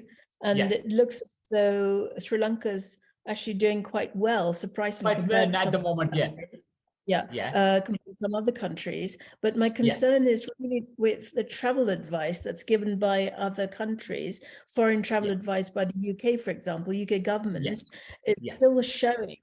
I mean, this is updated as of the 16th of April, still current. And we're still talking about severe economic crisis.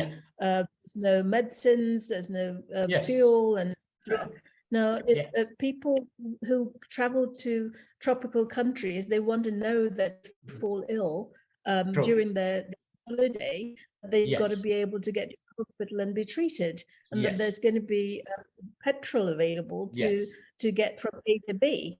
But if the travel advice is still saying these things, then it's going to put people off traveling there. So if there are shortages, so I think if there's some effort that can be made by the various diplomatic posts and the local media and the local the foreign embassies in Sri Lanka, because I think those are the people who inform the government department in those countries.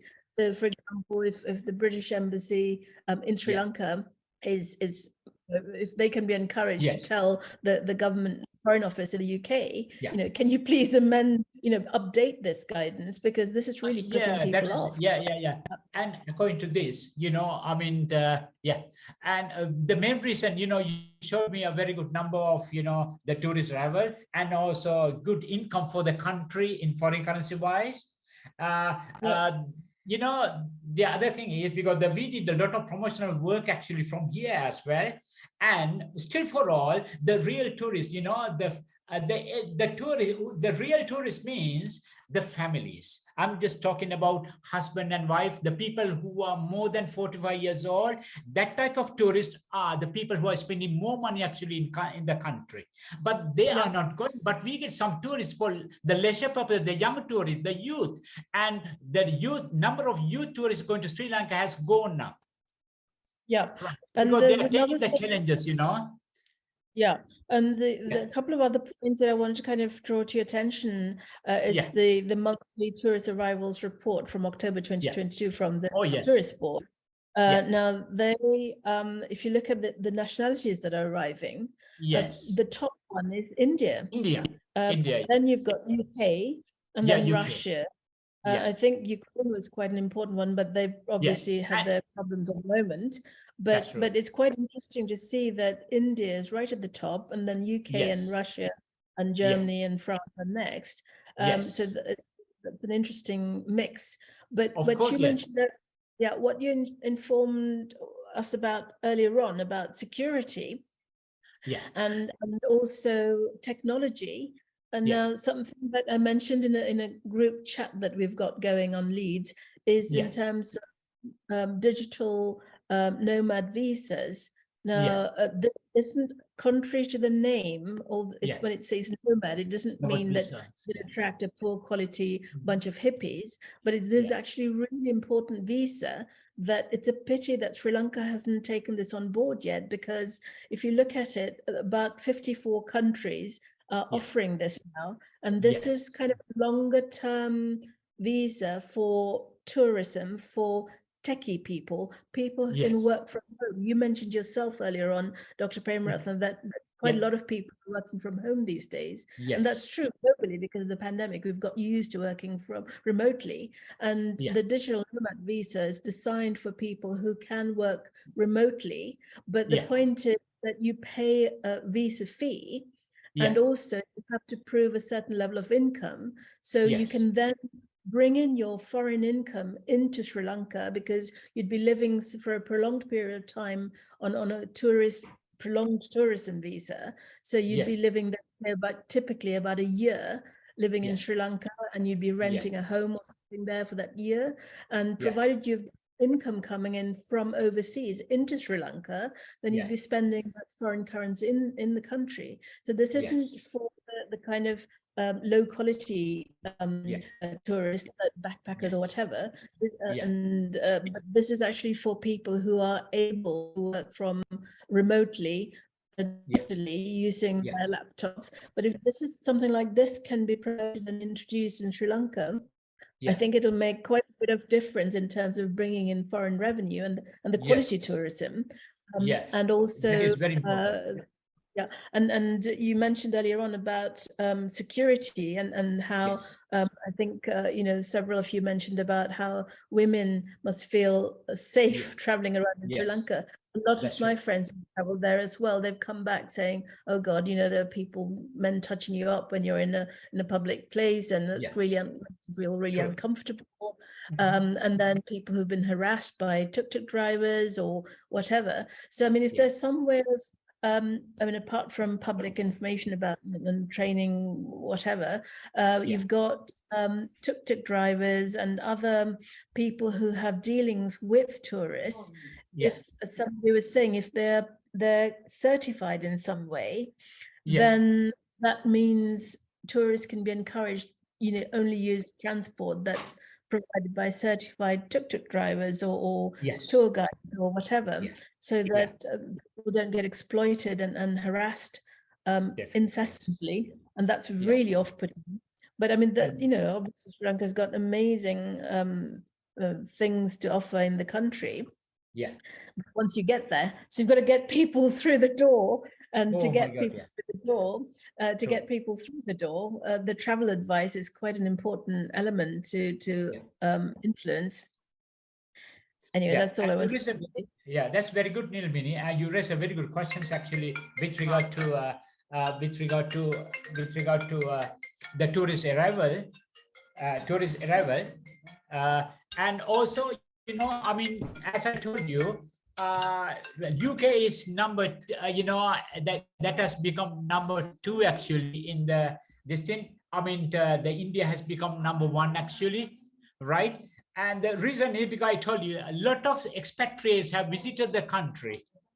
I mean, during Christmas and also during New Year and all that. That's how the number of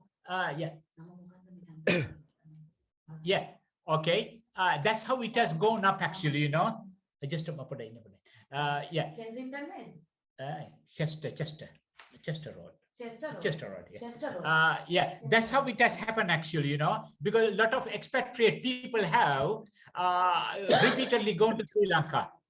And also the other thing is we get the repeating clients going to Sri Lanka as well, who loves to be there for more than about 2 or 3 times as well.